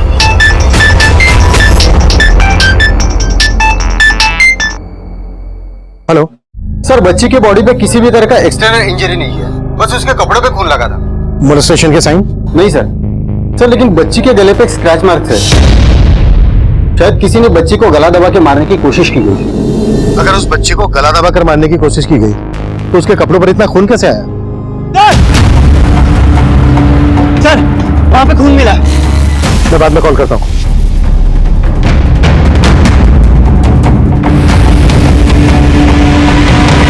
ये खून के निशान इस तरफ जा रहे हैं, जैसे किसी को घसीट कर ले जाया गया। कम।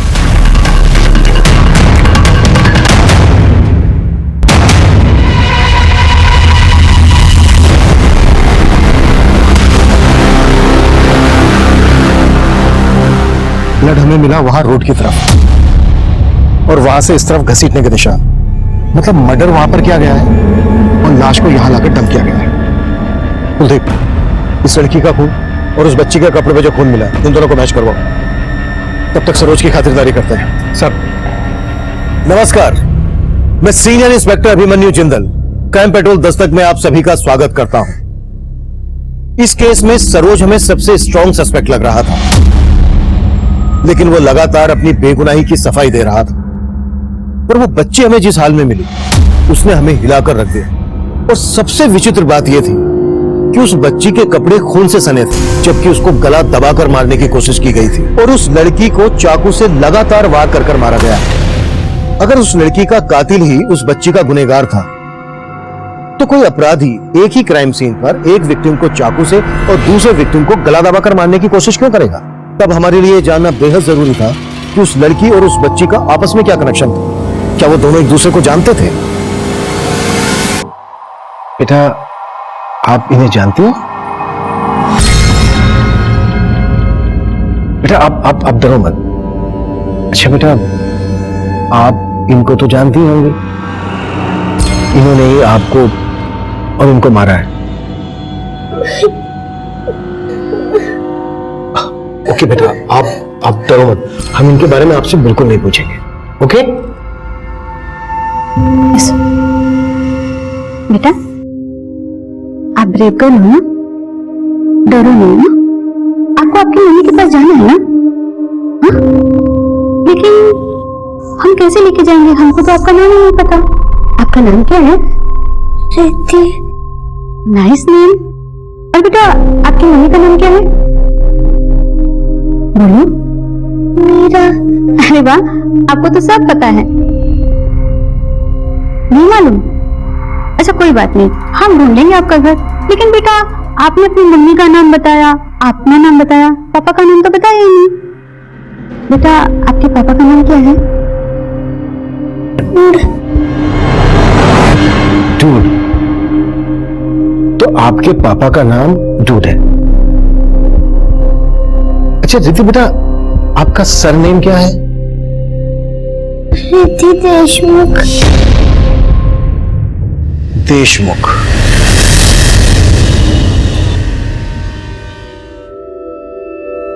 लेडीज एंड जेंटलमैन, हम नीम मुक्ता पांडे अपनी प्यारी सी मदर इन लॉ और फादर इन लॉ के सामने हमारी लेटेस्ट डिजाइन्स पेश करने जा रहे हैं।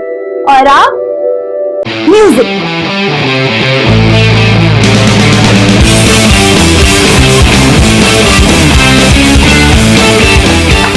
बस करो ये बेहुदापन।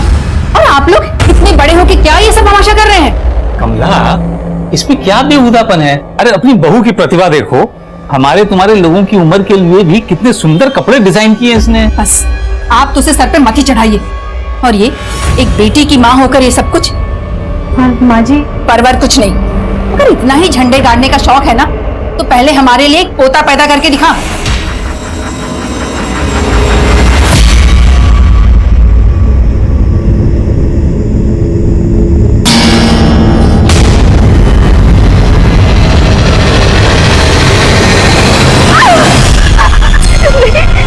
मुझे माफ कर दो, मुझे माफ कर दो, मैंने क्या बिगाड़ा? मुझे माफ कर दो। What the hell? Kavya, are you alright?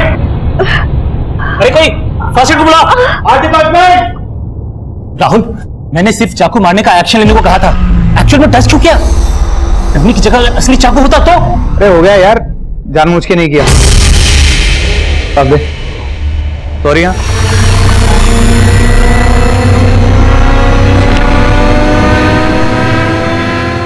क्या हुआ बेटा?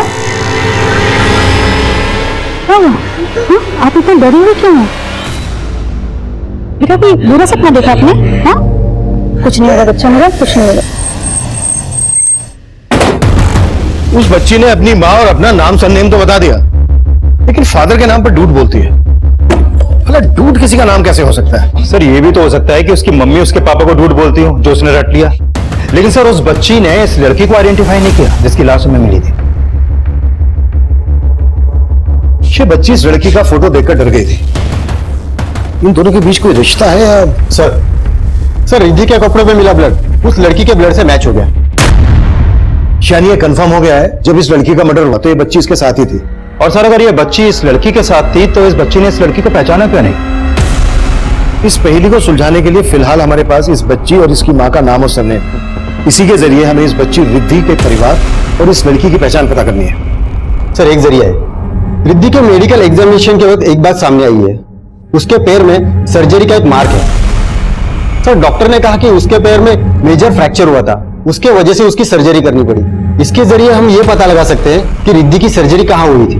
ठीक है, साथ ही देशमुख सरनेम वाले आदमियों की मिसिंग कंप्लेंट स्कैन करो और ये पता लगाओ इस सरोज के साथ किसी देशमुख सरनेम वाले आदमी का कोई कनेक्शन है। Sure sir.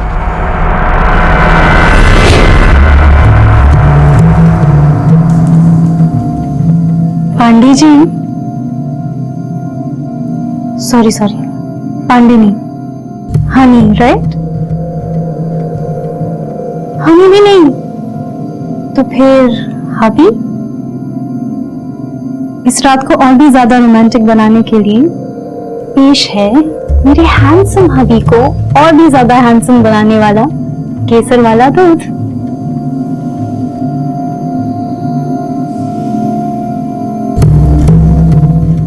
पांडे जी, इस बार लड़का भी हो सकता है।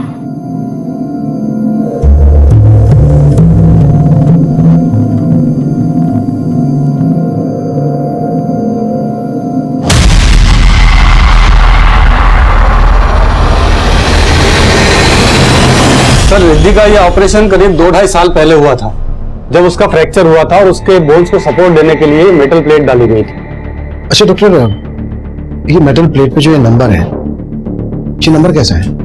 सर ये हर मेटल प्लेट के ऊपर एक सीरियल नंबर होता है। यानी मेटल प्लेट के सीरियल नंबर से हम मैन्युफैक्चरर तक पहुंच सकते हैं, जहां से हमें ये पता चल जाएगा कि ये मेटल प्लेट कौन से हॉस्पिटल में सप्लाई हुई थी जहां पर रिद्धि की सर्जरी हुई थी, और फिर उस हॉस्पिटल से रिद्धि की डिटेल्स।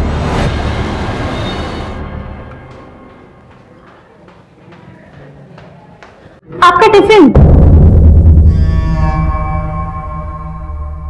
पूरा खा लीजिएगा। इतनी बड़ी? अरे ये किसके लिए लाई हो? हमारे लिए लाई हो या खाली पहलवान के लिए? हम नहीं पहनेंगे ये। अरे नहीं पहनना तो फेंक क्यों नहीं देते? एक तो इतने प्यार से इनके लिए गिफ्ट लेके आओ, थैंक यू बोलना तो दूर की बात है, बस कमियां ही निकालते रहो। अरे नहीं पसंद आने झोला तो फेंक दो ना। किसने कहा ये झोला है? इतने प्यार से लाई है अम्मा जी। इनकी पसंद पर नहीं तो इनके प्यार पर जाइए। शादी के इतने सालों बाद भी आपके लिए गिफ्ट लाती है। एक सेकंड, ये चोट कैसे लगी तुम्हें? मनोज ने मारा? जरूर इसी ने कोई ओछी हरकत की होगी, वरना मनोज किसी को ऐसे नहीं मारता। अरे तुम हमेशा इसके पीछे पापा, आप हमारी पैरवी मत करिए। और अम्मा जी के ताने तो मनोज जी के मार से भी ज्यादा मीठे लगते हैं हमें। और हमारा मनोज जी का रिश्ता एक दिन जरूर सुगम बनेगा, आप चिंता न करें। फिलहाल हम आप दोनों के बीच इस तोहफे की खटास को मिटा दें। अब देखिए कैसा लग रहा है, हम इसको अच्छे से सिल देंगे, अच्छा लगेगा। तेरा हाथ लगने से तो बेकार से बेकार चीज भी अच्छी हो जाती है। मुझे पता है तू ही हमारे निकम्मे बेटे को सुधार सकती है।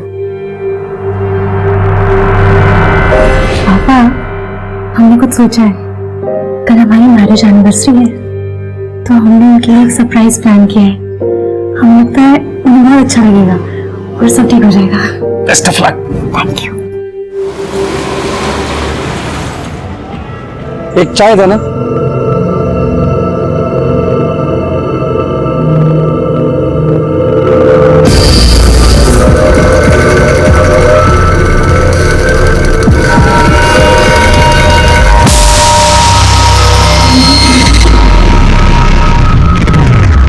आप जिस नंबर को डायल कर रहे हैं वो इस समय स्विच ऑफ है।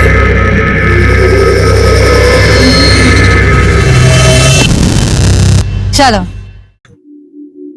मम्मा, मेरा नाम विनीता से विनीत कर दो और बॉयज वाले कपड़े भी डिजाइन कर दो और बॉयज वाले हेयर कट। मैं लड़की से लड़का बन जाऊंगी और दादी को भी एक पोता मिल जाएगा।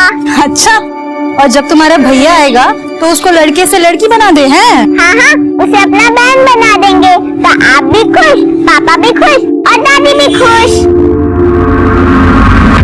तो सरोज के बैकग्राउंड से हमें ऐसी कोई लीड नहीं मिली जिससे कि वो किसी देशमुख को जानता हो, लेकिन उससे गांव से एक बात पता चली है। 3 साल पहले उसकी बेटी और बीवी गायब हुई थी, लेकिन लोकल पुलिस को उस पर शक था कि उसने अपनी बीवी और बच्चे को गायब किया था, लेकिन उसके खिलाफ कोई सबूत नहीं मिले।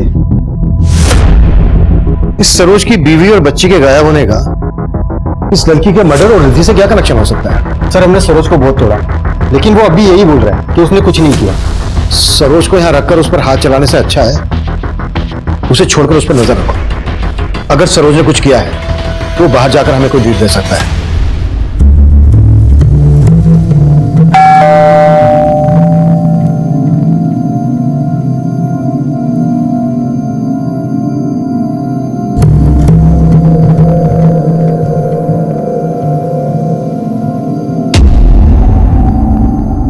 आज हमारी एनिवर्सरी है ना, तो इसीलिए हमें स्पेस देने के लिए पापा, विनीता और मम्मी को लेकर मौसा जी के यहाँ गए हैं।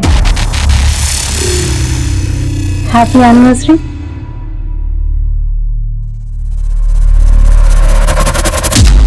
क्या हुआ, आज भी बात नहीं करेंगे हमसे?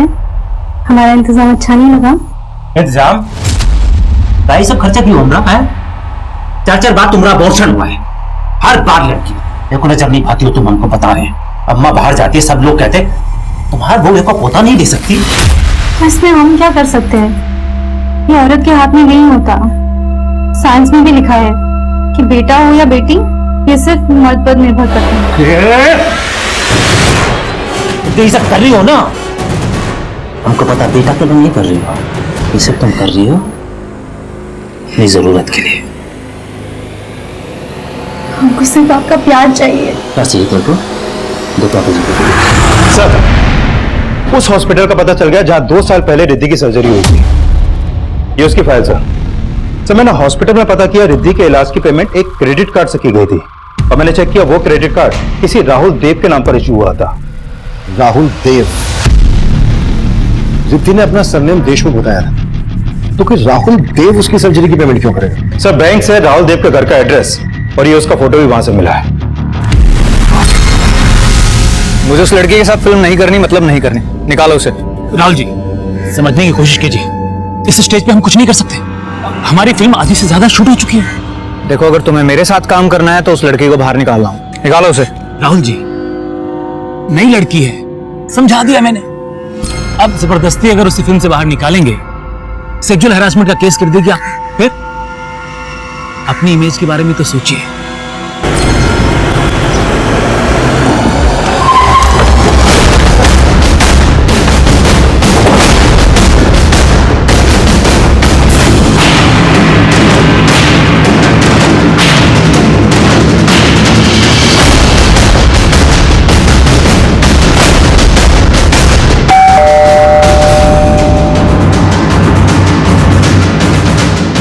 हुक लगाया।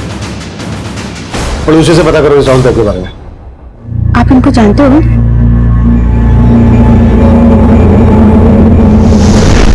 नहीं, तुम्हें अगर अपना शूट कैंसिल करना है तो करो, लेकिन तुमने मेरी आज की डेट ली थी तो तुम्हें मेरा आज का पर डे देना होगा, और अगर तुमने आज मेरा पर डे नहीं दिया तो देखना फिर। एक मिनट, तुझे फोन करता हूँ। टिकता नहीं तुम्हें? सॉरी पापा। पापा? तुम्हें कितनी बार बोला है कि मुझे पापा मत बोला करो। Sorry dude. Dude dude he बोला करो, डूड ही सूट करता है मुझ पे। बोलो बेटा, क्या लगते हैं आपके?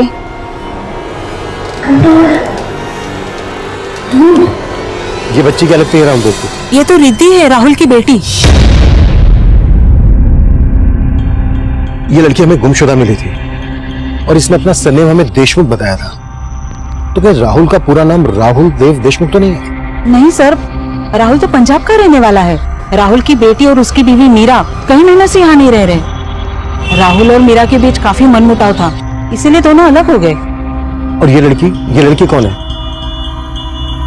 मैं नहीं जानती सर इसे। रिद्धि की माँ मीरा, वो कहाँ रहती है आजकल? मालूम नहीं सर, जब से रिद्धि और मीरा यहाँ से गए हैं उन्हें कभी यहाँ देखा नहीं, और राहुल को भी कुछ पड़ी नहीं थी उनकी।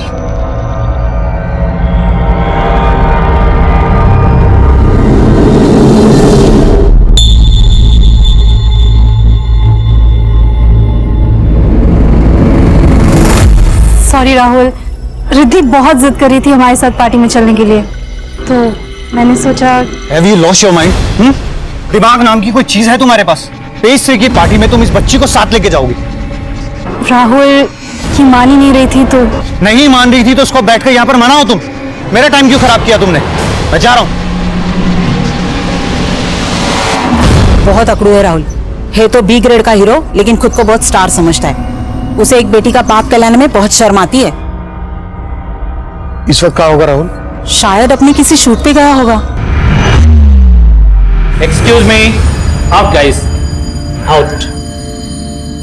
लिसन गाइस, जो हुआ सो हुआ, मिट्टी डालते हैं। नाउ आई वांट तुम दोनों मिलके इस सीन पे फोकस करो। राहुल यहां से आएगा और तुम्हारा रेप करेगा। I want to see full struggle, pain in your eyes, right? Take करेंगे। Going for the take guys.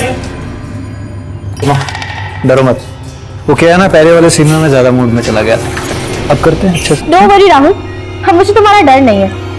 I know तुम किसी का मर्डर कर सकते हो, लेकिन रेप नहीं। Action, cut cut. अरे क्या कर रहे हो तुम लोग? ये तुम्हारा रेप कर रहा है या तुम इसका रेप कर रही हो? अरे अपने कैरेक्टर में रहो ना यार। I'm sorry सर, मैं अपना कैरेक्टर भूल गई थी, लेकिन राहुल अपने कैरेक्टर में था। तुम लोग मुझे ठीक से शॉट दोगे या पिक्चर बंद करके डब्बे में डाल दूं मैं? नेक्स्ट शॉट करेंगे। नेक्स्ट शॉट तो थाने में होगा इस राहुल के साथ।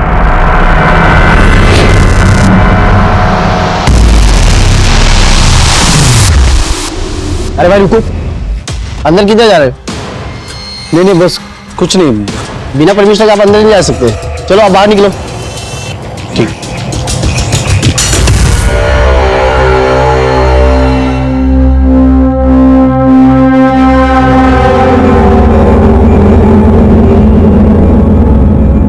देखिए सर, आप मेरा टाइम वेस्ट कर रहे हैं। मीरा और उसकी बेटी से मेरा कोई भी मतलब नहीं है। पता है हम क्या इसका मतलब निकाल रहे हैं? तूने रिद्धि को मारने की कोशिश की, इसलिए तूने इसकी मिसिंग कंप्लेंट फाइल नहीं करवाई। सर अगर मुझे कुछ पता होता तो मैं इसकी मिसिंग कंप्लेंट लिखवाता ना। और वैसे भी ये मीरा के साथ रहती थी, मेरे साथ नहीं। कहाँ रहती थी और मीरा कहाँ है? मालूम नहीं सर। तेरी बीवी है और तुझे नहीं मालूम कहाँ पर है? सर वो मेरी बीवी नहीं है। बीवी नहीं है तो फिर ये बेटी कैसे आई? सर आपको कुछ गलत फहमी हुई है।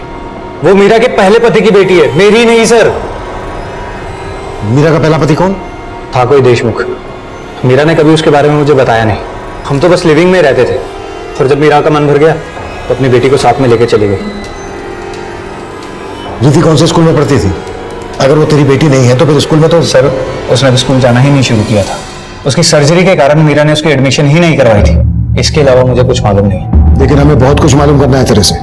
हमें जहां पर रिद्धि मिली वहां पर इस लड़की की लाश मिली थी। कौन है ये? मालूम नहीं सर, नहीं जानता। देख, अगर हमसे कुछ भी छिपाया ना तो तेरे लिए अच्छा नहीं होगा। सर मैं आपसे कुछ क्यों छुपाऊंगा? और वैसे भी सर ये मीरा के पचड़े आप मुझे क्यों घसीट रहे हैं इसमें? कैसा पचड़ा? सर ये तो जब आपको मीरा मिला आप उसी से पूछ लेना। और उसकी बेटी की जो आज हालत है वो सिर्फ मीरा ही है उसका कारण, कोई और नहीं। वो मेरे साथ होकर कभी मेरी नहीं हुई। वो औरत भरोसे लायक नहीं है, ना जाने किन किन से मिलती थी।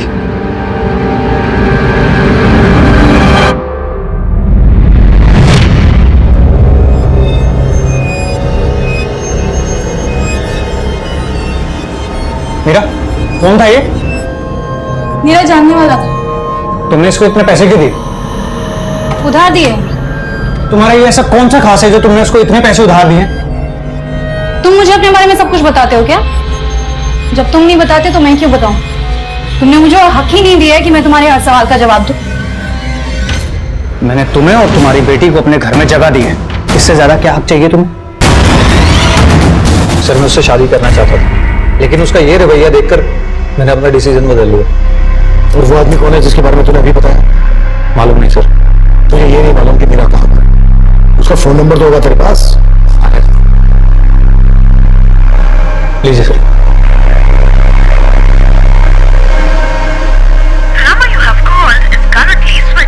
सर नंबर बंद है। तुझे सच में मालूम नहीं है मीरा कहाँ है? क्या फिर मीरा को कहीं गायब कर दिया? सर मैं उसे क्यों गायब करूंगा? सर अगर आपको मीरा के बारे में जानना है ना तो आप मल्होत्रा से पूछिए। कौन मल्होत्रा? दिनेश मल्होत्रा, फैशन डिजाइनर है। मीरा उसी के साथ काम किया करती थी। मीरा का कोई फोटो है तेरे पास? हाँ सर। सर राहुल के पड़ोसी ने बताया था कि मीरा उसकी बीवी है और रिद्धि उसकी बेटी, लेकिन ये तो बोल रहा है कि मीरा किसी देशमुख की बीवी थी। लग नहीं रहा है ये राहुल सच बोल रहा है। विश्वास नहीं हो रहा है कि रिद्धि इसकी बेटी नहीं। रिद्धि ने खुद मीरा को बताया है कि राहुल ही वो डूड है जो उसका फादर है। लेकिन सर रिद्धि ने भी अपना सरनेम देशमुख बताया था, और ये राहुल भी बोल रहा है कि मीरा का कोई पहला पति था जिसका सरनेम भी देशमुख ही था। हमें सिर्फ देशमुख कोई नहीं ढूंढना है, रिद्धि की मां मीरा का भी पता लगाना है, और इस लड़की का भी जिसकी हमें लाश मिली थी। दिनेश मल्होत्रा से मिलते हैं जहां मीरा काम करती है।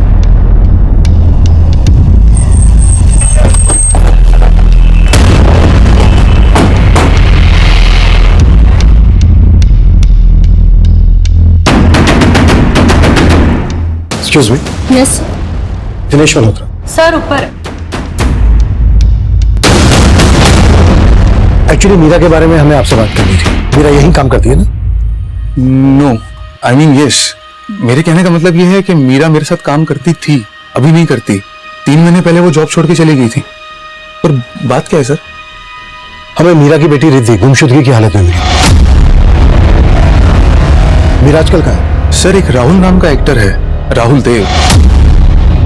मीरा उसकी वाइफ है और उसी के साथ। लेकिन राहुल ने हमें बताया कि मीरा उसकी वाइफ नहीं है, रिद्धि उसकी बेटी नहीं है। राहुल ने तो हमसे ये भी कहा कि कोई देशमुख उसका पति है। देशमुख? नहीं सर, कैसी बात कर रहे हैं? राहुल को जाने वाला हर इंसान जानता है कि मीरा उसी की वाइफ है। मतलब रिद्धि राहुल की ही बेटी है? जी बिल्कुल, मीरा ने मुझे यही बताया था। अच्छा, ये लड़की कौन है? सर ये रेणुका है, मीरा की असिस्टेंट। हमें मीरा की बेटी रिद्धि जहां गुमशुदगी की हालत में मिली, वहीं इस रेणुका की हमें डेड बॉडी मिली। आपने बताया रेणुका मीरा की असिस्टेंट थी, मतलब रेणुका भी आपके यहाँ काम करती थी? जी हाँ, पर सर रेणुका तो मीरा से काफी टाइम पहले ही जॉब छोड़ चुकी थी। आप मीरा और रेणुका को कब से जानते हैं? सर दरअसल रेणुका यहाँ पे आई थी एज एन इंटर्न 1 साल पहले, और मीरा को मुझे तापसी ने मिलवाया। कौन तापसी? तापसी मेहता, पेज 3 रिपोर्टर है। मल्होत्रा जी, हाय। मेरी एक फ्रेंड है मीरा, आप ही की तरह फैशन डिजाइनर बनना चाहती है। बहुत टैलेंटेड है, पर मैं ऐसा सोच रही थी अगर वो आपको असिस्ट करेगी तो और भी टैलेंटेड बन जाएगी। तो अगर आप उसे एक चांस दे देना तो बहुत अच्छा होगा। सर मीरा काफी टैलेंटेड थी और मैं तो उसके काम से काफी इम्प्रेस भी था। सब फिर मीरा धीरे धीरे फैशन इंडस्ट्री में खुद ही एस्टेब्लिश होना चाहती थी और इस वजह से उसने काम छोड़ दिया। और रेणुका ने जॉब क्यों छोड़ी? सर शायद उसे कोई अच्छा ऑफर कहीं मिल गया होगा। अच्छा, रेणुका के साथ हमें मीरा की बेटी रिद्धि भी मिली। मीरा और रेणुका के बीच कैसा रिश्ता था? सर रेणुका मीरा के अंडर में काम करती थी, पर इन दोनों में कभी बनती नहीं थी। मैम ये देखिए, अच्छा नहीं? रेणुका, मैंने तुमको क्लियरली कहा था कि मुझे ये सीक्वेंस नहीं चाहिए था। पर मैम तुम मेरे डिजाइन में अपने फालतू के इनपुट्स क्यों डालती हो? ये रेणुका रहती कहाँ थी? सर वैसे तो वो पंजाब की रहने वाली थी, पर यहाँ मुंबई में अकेली रहती थी रेंट पे। कांदीवली में फ्लैट है, मेरे पास उसका एड्रेस भी है। रेणुका का एड्रेस और फोन नंबर हमें दीजिए, और तापसी का भी। जी श्योर। सर तापसी मेहता का फोन भी बंद है। मीरा का फोन भी बंद आ रहा है और उसके दोस्त तापसी का फोन भी बंद आ रहा है। तापसी जिस न्यूज़पेपर में रिपोर्टर है वहां से उसकी डिटेल्स निकलवाओ। मीरा, रेणुका और तापसी, इन तीनों के कॉल रिकॉर्ड्स निकलवाओ। और मीरा के कॉल रिकॉर्ड्स में चेक करो कि उसमें कोई देशमुख नाम का आदमी है क्या। हमारे लिए ये जानना जरूरी है कि रिद्धि राहुल की ही बेटी है या फिर मीरा की जिंदगी में देशमुख नाम का कोई आदमी। रिद्धि को गला घोट कर मारने की कोशिश की गई और रेणुका का मर्डर किया गया। रेणुका के कांदीवली वाले फ्लैट में जाकर देखते हैं, शायद वहां से कोई क्लू मिल जाए।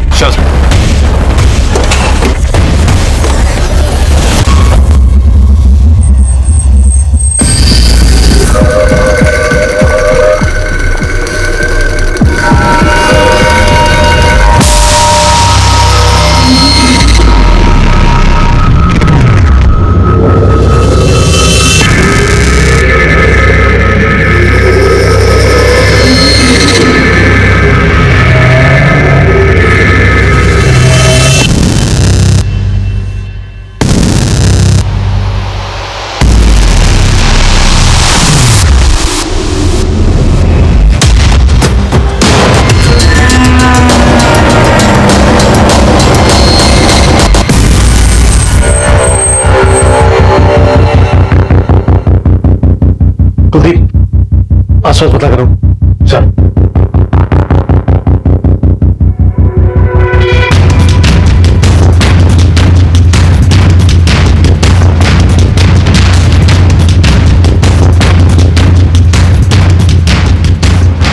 अच्छे से चेक करो।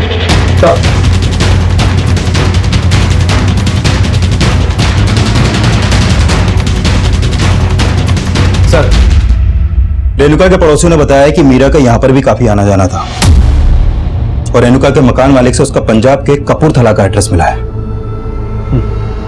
पंजाब पुलिस से कांटेक्ट करो कि फैमिली को खबर कर दो ताकि मीरा की बॉडी उनको सौंप सके। Sure sir.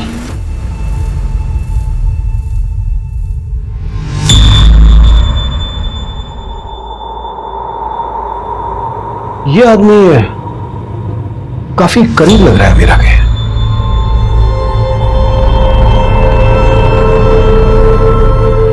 सर कहीं ये वही देशमुख तो नहीं जिसे हम ढूंढ रहे हैं?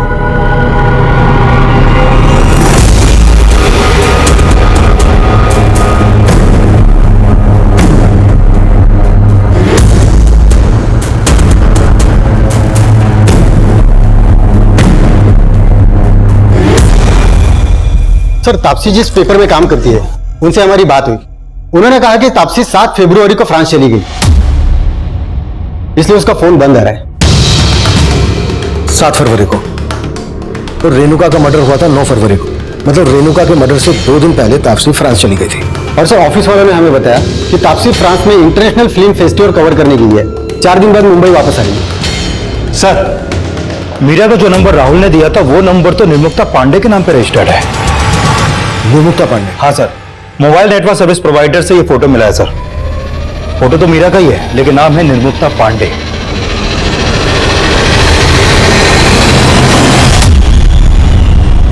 तो इसका असली नाम मीरा है या निर्मुक्ता पांडे? फोटो में तो काफी अलग दिखाई दे रही है ये मीरा उस निर्मुक्ता पांडे।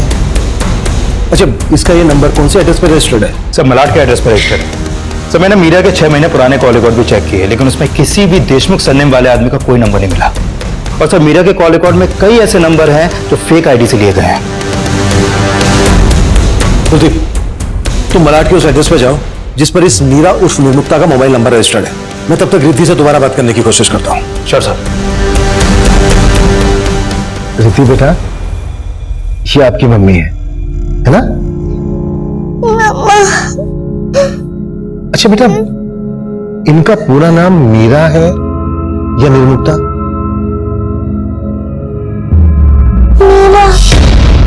अच्छा बेटा, हमें ना आपकी मम्मी के साथ एक अंकल का फोटो मिला है।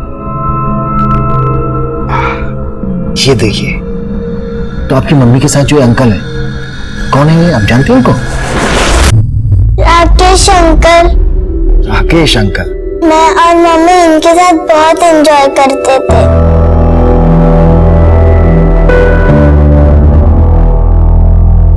अच्छा बेटा, हमें ना इनका नाम पता चल गया है। इनका नाम है रेणुका। और पता है, ये आपकी मम्मी की दोस्त थी। अच्छा बेटा, जब उस दिन आप इनके साथ थी, तो क्या आपकी मम्मी भी थी वहां पर?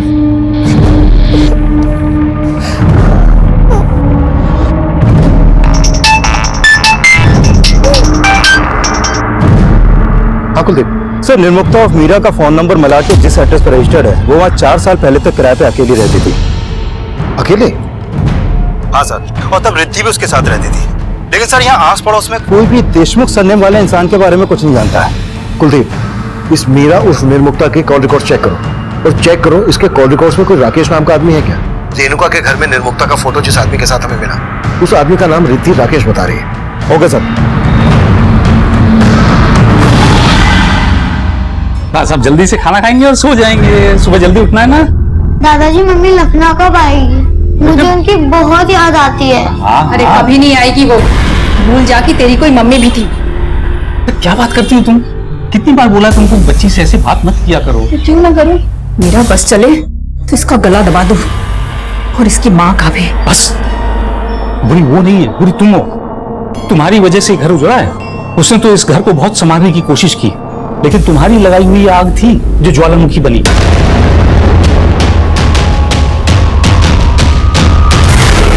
सर, रेणुका की सिर्फ एक विधवा माँ है जो कपूरथला में रहती है। रेणुका की माँ ने किसी पे कोई शक जताया? नहीं सर, और ना वो किसी निर्मुक्ता उर्फ मीरा या किसी तापसी को जानती है। रेणुका के बैकग्राउंड में कोई ऐसा एंगल नहीं है जो उसके मौत का मोटिव बन सके। सर, मीरा के कॉल रिकॉर्ड में एक राकेश ढोलकिया नाम के आदमी का नंबर मिला है। सर, ये वही राकेश है जो उस फोटो में निर्मुक्ता और मीरा के साथ था। पुणे का बिजनेसमैन है सर ये, मैंने मुंबई बुलवा लिया है सर। निर्मुक्ता ही उसका रियल नेम है। फैशन इंडस्ट्री में आने के बाद उसने अपना नाम शॉर्ट करके मीरा रख लिया था, पर सर उसके पीछे उसका कोई गलत इंटेंशन नहीं था सर।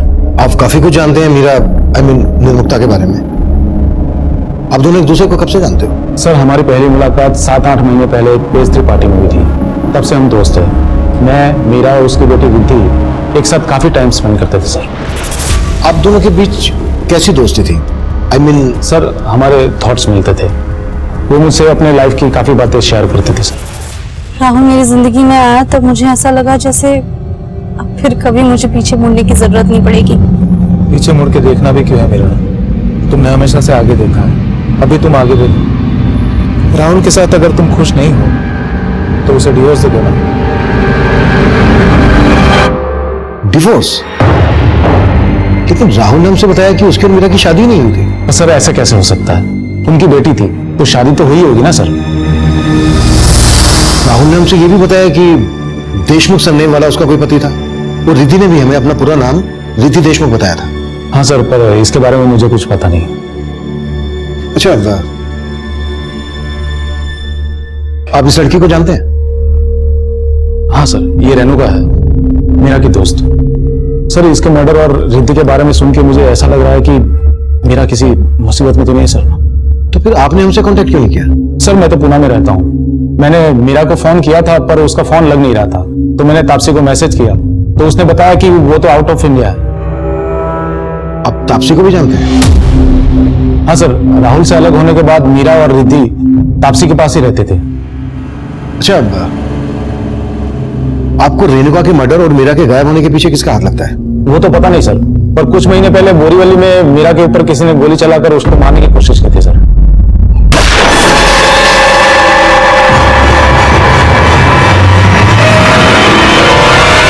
मीरा पर किसी ने गोली चलाई थी तो उसने पुलिस में कंप्लेंट की थी?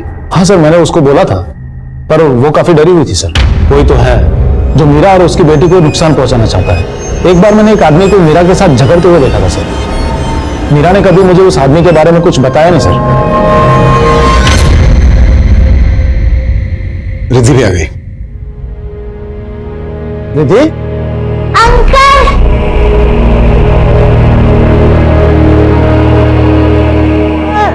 रो मत बेटा। मम्मा कहाँ पर है? मुझे मम्मा के पास जाना है। हमने तब रेणुका की पहचान पता कर ली थी, लेकिन रिद्धि की मां और रिद्धि के पिता की सही पहचान कर पाना हमारे लिए मुश्किल साबित हो रहा था। जिस रेणुका का मर्डर हुआ था, उससे जुड़ी बातों से उसके मर्डर का एंगल नजर नहीं आ रहा, और उस शख्स का भी हमें पता नहीं चल पा रहा था जिसने गोली चलाकर मीरा को मारने की कोशिश की थी। रिद्धि का सरनेम देशमुख और रिद्धि की मां के दो नाम, मीरा और निर्मुक्ता की पहेली भी सुलझ नहीं रही थी। वहीं लगातार रिद्धि राकेश ढोलकिया के पास रहने की इच्छा जाहिर कर रही थी, इसलिए राकेश ढोलकिया को रिद्धि को अपने पास रखने की परमिशन दे दी गई।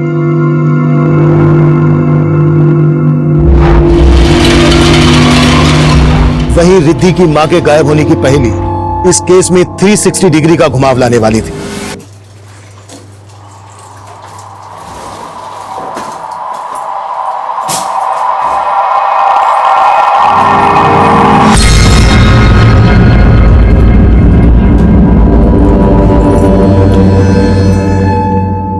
ठंडा करके क्यों रखा है?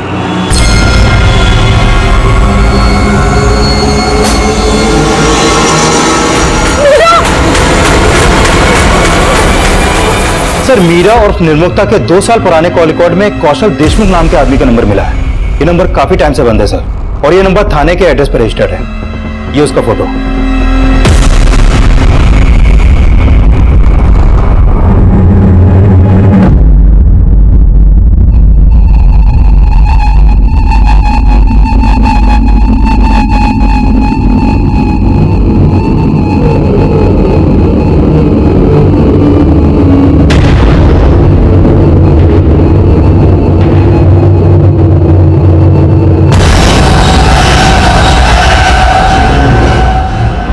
रिद्धि को कौशल की इस फोटो को दिखाते हैं, हो सकता है ये वही देशमुख हो जिसकी मैं तलाश हूं। ये ठीक रहेगा सर।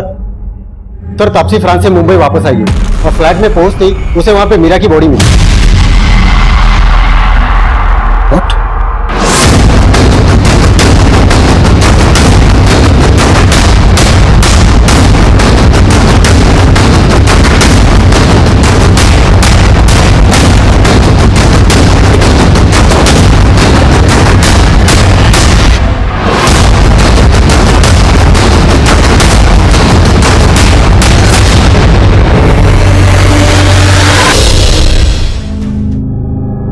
कहीं ऐसा तो नहीं है कि फ्रांस तुम इसलिए चली गई क्योंकि तुम मीरा के मर्डर में इन्वॉल्व हो? नो सर, आप ऐसा एलिगेशन नहीं लगा सकते मुझ पर। मीरा तुम्हारे साथ रह रही थी, मीरा की लाश तुम्हारे घर में मिली है, मीरा के साथ साथ रेणुका का भी मर्डर हुआ है, और मीरा की बेटी रिद्धि को भी मारने की कोशिश हुई है, और तुम पर इन सब में मेरा कोई लेना देना नहीं है सर। जब मैं फ्रांस के लिए निकल गई थी तो रिद्धि और मीरा दोनों सही सलामत थे। मीरा का असली नाम मीरा नहीं, निर्मुक्ता पांडे था। ये बात तुम जानती थी? हाँ, मीरा ने अपना नाम बदल लिया था। उसका असली नाम निर्मुक्ता पांडे ही है। ये पांडे सर ने मीरा और निर्मुक्ता का उसके पति का था या फिर माता पिता का? माता पिता का नहीं था, उसके पहले पति मनोज पांडे का था, और उसके डेथ के बाद ही वो मुंबई में आ गई थी। ये रिद्धि किसकी बेटी है? मीरा के दूसरे पति कौशल देशमुख की बेटी है वो। कौशल देशमुख मीरा का दूसरा पति था? हाँ, और रिद्धि कौशल की ही बेटी थी, लेकिन 2 साल पहले कौशल रिद्धि और मीरा दोनों को ही छोड़कर दुबई भाग गया था। मैं आपको बाद में कॉल करता हूँ। सर, अभी मेरी मेड ने मुझे बताया रिद्धि को किसने किडनैप कर लिया सर। हाँ?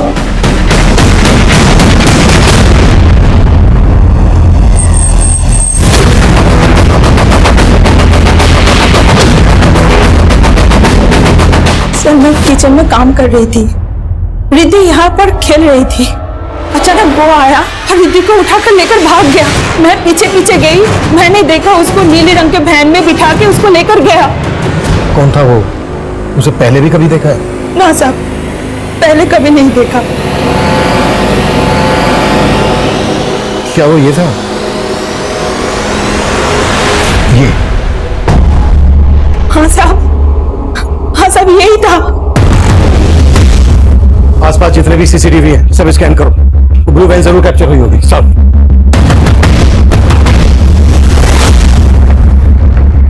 तो राकेश के घर के बाहर वो नीली वाली वैन एक सीसीटीवी में कैप्चर हुई थी, लेकिन उसका नंबर विजिबल नहीं था। वहां से हर डायरेक्शन में जाने वाले रास्तों के सीसीटीवी चेक करो, कैसे भी करके उस ब्लू वैन को ट्रेस करने की कोशिश करो। मैं इस कौशल का लुकआउट नोटिस जारी करवाता हूं। Okay sir. सर कौशल देशमुख 2 साल पहले तक यहीं रहता था, बाद में यहाँ का फ्लैट बेचकर दुबई चला गया। ये कौशल अपनी बीवी और बेटी के साथ यहाँ रहता था? हाँ सर, एक्चुअली उसके पहली बीवी के गुजरने के बाद उसने मीरा नाम की एक औरत से शादी किया था। मीरा कौशल की दूसरी बीवी थी? हाँ सर। और ये रिद्धि मीरा और कौशल की बेटी? नहीं सर, रिद्धि उसकी फर्स्ट वाइफ की बेटी है, मीरा उसकी सगी मां नहीं है। और सर इन दोनों को छोड़कर कौशल दुबई भाग गया। जब कौशल दुबई भाग गया तब मीरा को पता चला कि कौशल ने ये फ्लैट ऑलरेडी बेच चुका। इस वजह से मीरा और रिद्धि रास्ते पे आ गए। सर उसके बाद रिद्धि और मीरा कहाँ गए हमें नहीं पता। आखिरकार हमें पता चल गया कौशल देशमुख ही वो देशमुख था जिसे हम ढूंढ रहे थे, जिसको तापसी मेहता निर्मुक्ता उर्फ मीरा का दूसरा हमसफर बता रही थी। निर्मुक्ता का पहला हमसफर मनोज पांडे एक नया रहस्य था इस केस का, और उसका तीसरा हमसफर राहुल देव उसका आखिरी हमसफर नहीं था। और अभी तक हम ये भी पता नहीं लगा पाए थे कि निर्मुक्ता के साथ वो शख्स कौन था जिसे राहुल और राकेश ने देखा था, और वो गोली चलाने वाला शख्स कौन था जिसने पहले मीरा को मारने की कोशिश की थी, और अब एक और शख्स इस केस को और भी ज्यादा उलझाने वाला था। सर ये तो क्लियर है कि तापसी 7 फरवरी को फ्रांस गई थी। सर तापसी जिस बिल्डिंग में रहती है उस बिल्डिंग के एंट्रेंस की 9 तारीख की सीसीटीवी फुटेज में मीरा इस बिल्डिंग में जाती हुई देखी गई है। ये देखिए सर, मीरा जब इस बिल्डिंग में गई रिद्धि उसके साथ नहीं थी, और 9 फरवरी के बाद मीरा इस बिल्डिंग से बाहर आई नहीं। 9 तारीख को रेणुका का मर्डर हुआ और रिद्धि को मारने की कोशिश की गई। मतलब आर्य रोड पर 9 तारीख को जब रेणुका और रिद्धि के साथ ये कांड हुआ तभी मीरा का मर्डर हुआ। सर 9 फरवरी को सीसीटीवी में एक आदमी भी इस बिल्डिंग में जाते हुए कैप्चर हुआ है।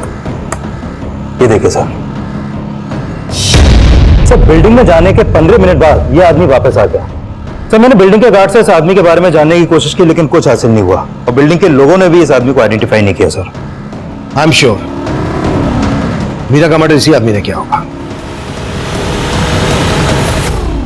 पहचानती हो कौन है ये? नहीं सर, लेकिन मुझे पूरा डाउट है कि ये राहुल का ही भेजा हुआ आदमी होगा, क्योंकि जब मीरा ने राहुल को छोड़ा तो उसकी ईगो हर्ट हो गई थी। सर राहुल ने मीरा को लिव इन रिलेशनशिप में सिर्फ इसलिए रखा था कि वो लोगों को बता सके कि वो गे नहीं है, वो एक मर्द है।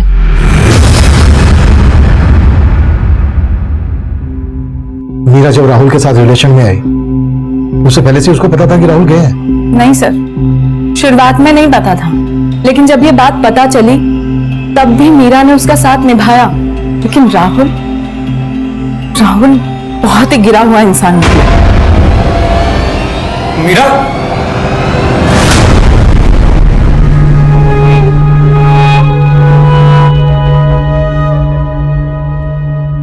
मैंने बोला था ना तुझे, लेकिन नहीं, तूने सिर्फ और सिर्फ राहुल पे ही ट्रस्ट किया। मीरा की जिंदगी में कई मर्द हैं, तुम उन सबके बारे में जानती हो? उसके पहले पति मनोज पांडे से तो कभी मुलाकात नहीं हुई, क्योंकि उसके डेथ के बाद ही वो मुंबई जब करियर बनाने आई तभी उससे पहली मुलाकात हुई थी मेरी। सर ये मेरे नए ब्राइडल वेयर डिजाइन। सर बस 2 minute sir, I can impress you. Sir मैं डिजाइनर हूँ, ये मैंने अभी टाइम नहीं है।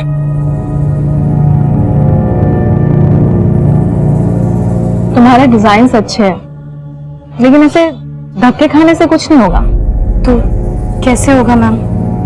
Stop calling me ma'am, Taapsee. तो कैसे होगा तापसी? किसी स्टैब्लिश फैशन डिजाइनर के अंदर काम करो, इससे तुम काम भी सीखोगी और तुम्हारे कॉन्टैक्ट्स भी बन जाएंगे। फिर मैंने ही उसे उसका नाम बदलने का सजेशन दिया, निर्मुक्ता से मीरा रखवाया और उसे एक फेमस फैशन डिजाइनर के अंदर जॉब लगवाई। कौन? दिनेश मल्होत्रा? नहीं सर, दिनेश मल्होत्रा को तो उसने कौशल को छोड़ने के बाद ज्वाइन किया था, लेकिन क्या कौशल और क्या राहुल सब एक जैसे निकले सर। और उससे भी बेकार था उसका पति, उसका पहला पति मनोज पांडे।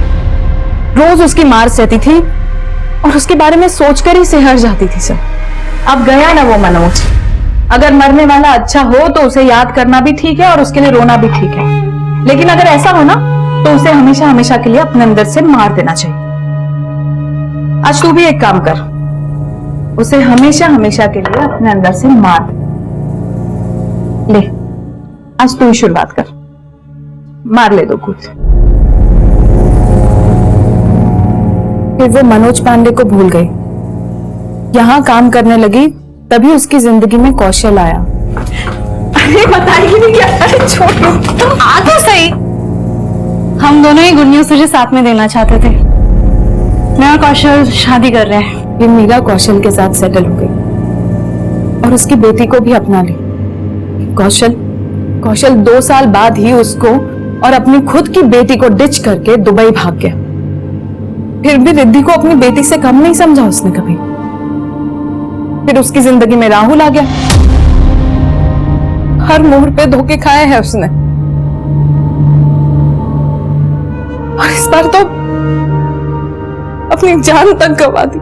तापसी मेहता ने निर्मुक्ता की जिंदगी का सिर्फ दूसरा अध्याय ही पढ़ा था, जबकि पहला अध्याय ज्यादा रोंगटे खड़े कर देने वाला था। जिस शख्स को निर्मुक्ता के साथ राकेश और राहुल ने देखा था, वो उसके इस पहले अध्याय से ताल्लुक रखता था। निर्मुक्ता का हत्यारा वो हुडेड टी शर्ट वाला ही था, लेकिन वो वहां क्यों और किस मोटिव से पहुंचा, इसका जवाब उसके इन दोनों अध्यायों में मौजूद था।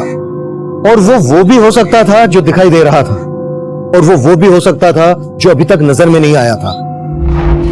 इस केस में अभी कई पहेलियां बाकी थी। इस केस के लखनऊ सफर से निर्मुक्ता के पहले हमसफर मनोज पांडे की मौत का राज खुलने वाला था।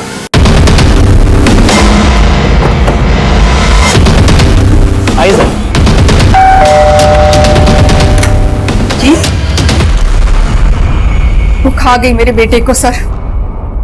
उसी ने मरवाया था मेरे बेटे मनोज को।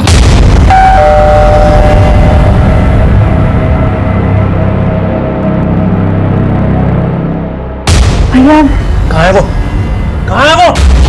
भैया तुम्हारा हिम्मत कैसे हुआ हमारी बहन को हाथ लगाने का? अरे अब चीजें तुम ऐसा बात क्यों करना चाहते? तुम्हारी सारी रंगबाजी निकल गई, वो तोड़ लेगी तुम्हारा। कहाँ तक तुम्हारा रंगबाजी आती है? सब कुछ उसी का किया धरा था सर। अपने भाई को बोल के उसने मरवा दिया मेरे बेटे को। मेरा बस चलता तो मरवा देती निर्मुक्ता को। ये आप क्या बोल रहे हैं सर? क्यों? उसकी वजह से आपके बेटे की मौत हुई, गुस्सा तो आया होगा आपको। आपने किसी तरह से मुंबई में निर्मुक्ता को ढूंढा, किसी को सुपारी देकर उसका मर्डर करवा दिया। नहीं सर, ये क्या बोल रहे हैं आप? अरे हम सब तो इतना सहते हुए भी पाल रहे हैं इसको, और वो मुंबई जाकर भूल गई इसको। देखिए, हमने ऐसा कुछ भी नहीं किया जैसा आप सोच रहे हैं। मानते हैं कि हमारे बेटे की मौत हुई, लेकिन आप मेरी बीवी की बातों पे मत जाइए। वो काला धब्बा था मेरी शख्सियत पे, बहुत मारता था निर्मुक्ता को, पर फिर भी वो निभाना चाहती थी उससे। वो नहीं चाहती थी कि वो मर जाए। आपने क्या किया भैया? चुप कर, इस आदमी के लिए रोने का जरूरत नहीं है। बहुत मारता था ना तेरे को, हमने साला किस्सा ही खत्म कर दिया इसका। पापा, पुलिस को फोन कीजिए। भैया ने मार डाला मनोज जी को। सर, वो अगर बुरी होती तो अपने भाई के खिलाफ गवाही देती। सर, उसने तो इंसाफ के लिए अपने भाई को भी अंदर करवा दिया। सर, कौशल जिस वैन से रिद्धि को लेके गया, हमने कई सीसीटीवी चेक किए। वैन घोड़बंदर के डायरेक्शन में गई है, और सर फुटेज इसमें।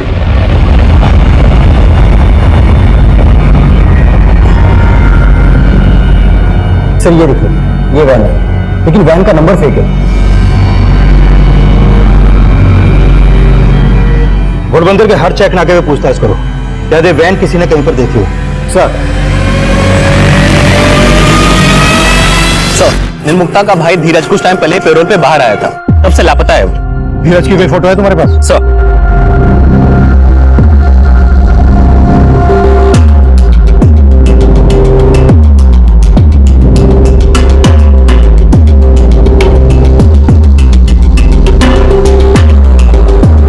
ये फोटो मुंबई भेजो और पता करो इसको वहां पर देखा गया क्या, जहां पर मीरा उर्फ निर्मुक्ता का आना जाना था। मीरा और धीरज की फैमिली में और कौन कौन है? सर, निर्मुक्ता की एक विधवा माँ है, यहीं पास में ही रहती है। मेरी बेटी नहीं थी, वो हत्यारन थी निर्मुक्ता। पर निर्मुक्ता के पति मनोज पांडे को आपके बेटे धीरज ने मारा था। हाँ मारा था, लेकिन उसके भले के लिए मारा था।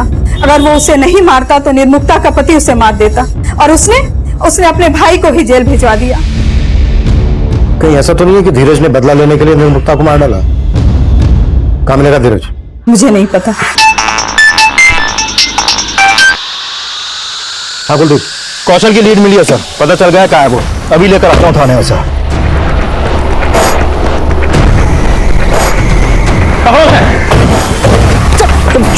चलो गाड़ी में। क्या क्या कर? छोड़ो, बता दो। मैंने किसी को नहीं मारा साहब, मैं तो अपनी बेटी को अपने साथ ले जाना चाहता था साहब। नहीं मारा तो सामने क्यों नहीं आया था? वो 2 साल से कहाँ गायब था? अपनी बेटी को छोड़ के गया तब उसकी फिक्र नहीं हुई? सर फिक्र तो मुझे मेरी बेटी की भी थी और निर्मुक्ता की भी थी, लेकिन उसका भाई अगर मुझे काट के फेंक देता तो। उसका भाई? हाँ साहब, वो मेरे घर आता था और मेरी बीवी से पैसे लेके चला जाता था साहब। क्या करे भाई? जब तुम्हारी वजह से हम जेल गए हैं ना, तुम इतना पैसा कमा रही हो तो हमको भी तो चाहिए ना थोड़ा।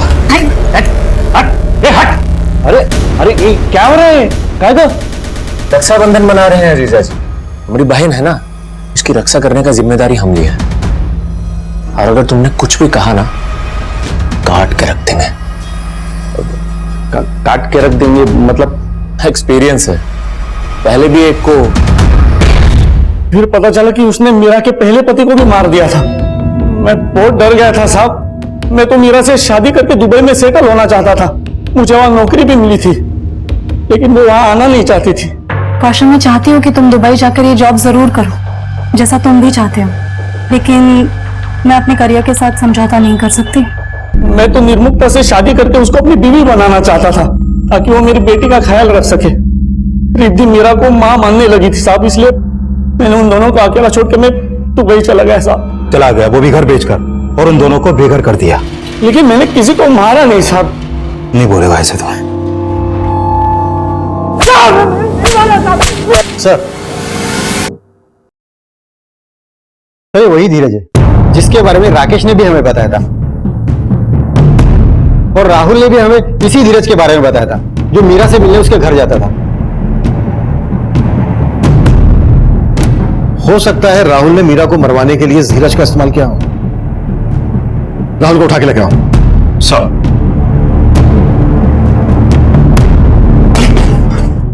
देखिए सर, आप मेरे साथ ऐसा नहीं कर सकते। मैंने कोई क्राइम नहीं किया सर।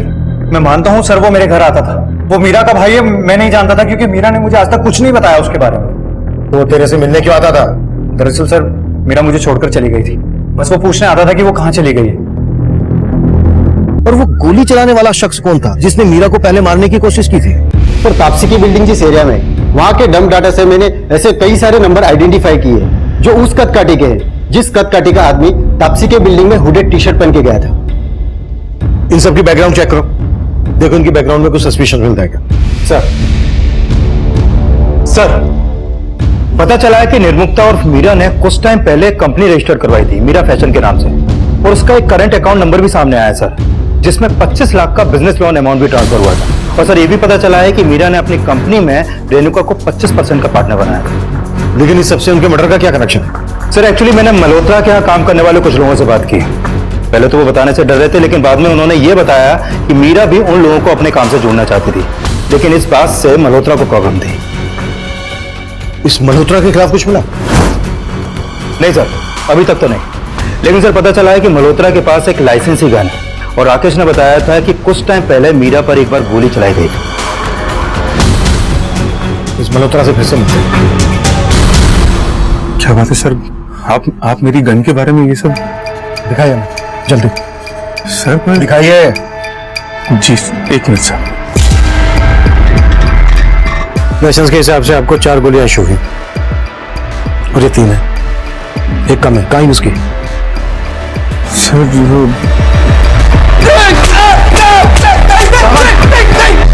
मैं बता रहा हूँ,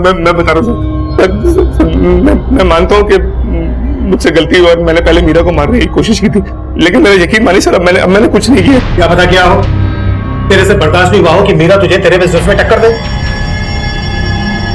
सर एक्चुअली मैंने मेरे एरिया के एक लोकल गुंडा है दीनू, उसको पैसों का लालच देके मेरी ही गन से मीरा को मारने के लिए बोला था।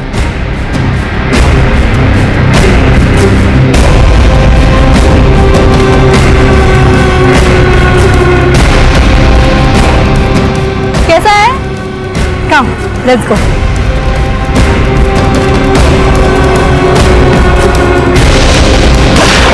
लेकिन उस समय उसका निशाना चूक गया था सर। मैंने यकीन मानी सर, अब मैंने कुछ नहीं किया सर। साहब, मैंने पिछली बार कोशिश की थी साहब, लेकिन इस बार मैंने कुछ भी नहीं किया। पक्का? जी साहब। साहब माँ कसम साहब सच बोल रहा हूँ। सर हमने दिनेश मल्होत्रा और दीनू दोनों को बहुत तोड़ा, लेकिन वो लोग अभी यही बोल रहे हैं कि उन्होंने मीरा को बस एक बार मारने की कोशिश की थी, लेकिन वो भी नाकाम रही। लेकिन इस बार उन्होंने कुछ नहीं किया। धीरज का कुछ पता चला? नहीं सर, अभी तक उसका कुछ पता नहीं चला। सर, मैंने चेक किया, मीरा के उस 25 लाख रुपए के लोन का गारंटर राकेश ढोलकिया था। लेकिन हमसे उसने ये बात नहीं बताई कि मीरा अपना खुद का बिजनेस करने वाली थी। ये बात उसने हमसे क्यों छुपाई होगी? सर, एक बात और पता चली है, राकेश ने कुछ दिन पहले अपने अकाउंटेंट विनय के नाम भी 10 लाख रुपए का चेक इशू किया था।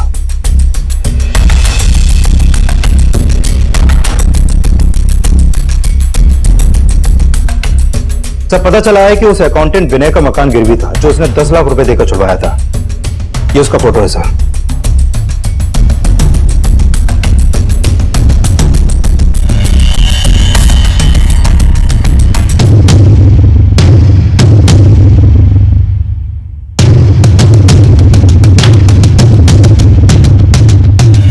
मैंने कभी सोचा नहीं था मीरा और मेरे रिश्ते का ये अंत होगा। राहुल को छोड़ने के बाद वो मुझे अपना हमदर्द समझने लगी थी। मैं भी उसके प्यार में उसको यहां से यहां तक ले जाना चाहता था। मैंने उसको लॉन ही नहीं दिलवाया, बल्कि उसकी बुटीक में भी मैंने बहुत सारे पैसे लगाए, और उसने मेरे साथ अच्छा नहीं किया। तुम्हारा बिजनेस अब तो सेट है सुंदर। तुम्हारे बुटीक के इनॉग्रेशन से पहले मैं सोच रहा था कि हम दोनों सगाई कर लेते हैं। सगाई कर लेते हैं हम दोनों। राकेश, सो सॉरी, मुझे नहीं लगता मैं सगाई शादी जैसी चीजों के लिए बनी हूँ। मीठा जहर थी वो औरत, न छोड़ते बनती थी न पकड़े। अगर वो मेरी लाइफ में रहती थी ना तो मैं बर्बाद हो जाता। तभी मैंने फैसला कर लिया कि उसे मार दूंगा। फिर एक दिन उस पर अटैक हुआ, मैं था वहां पर। फिर मैंने अपने अकाउंटेंट विनय को अपने साथ लिया। विनय ने एक फेक आईडी ली और मीरा को फोन करने लगा। नहीं, रॉन्ग नंबर है। ताकि जब आपको मीरा की लाश मिले तो आप उन कॉल्स के राज सुलझाने में उलझ जाओ। फिर उस दिन विनय वहां गया।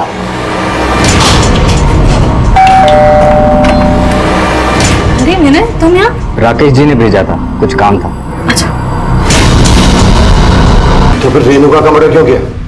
मैं उसे मारना नहीं चाहता था, पर वो बलि का बकरा बन गई। रेणुका ने मुझे देख लिया सर। तो देख क्या रहा है, उसे भी खत्म करना। हाय।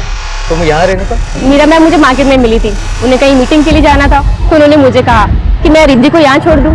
पर डोर तो लॉक है। पर उन्होंने तो अभी बुलाया था मुझे। मेरी मीरा मैम से फोन पे बात हो गई है, उन्होंने मुझे पीछे वाली रोड आरे रोड पे बुलाया। अब मैं भी तुम्हें छोड़ देता हूँ, मैं वही जा रहा हूँ।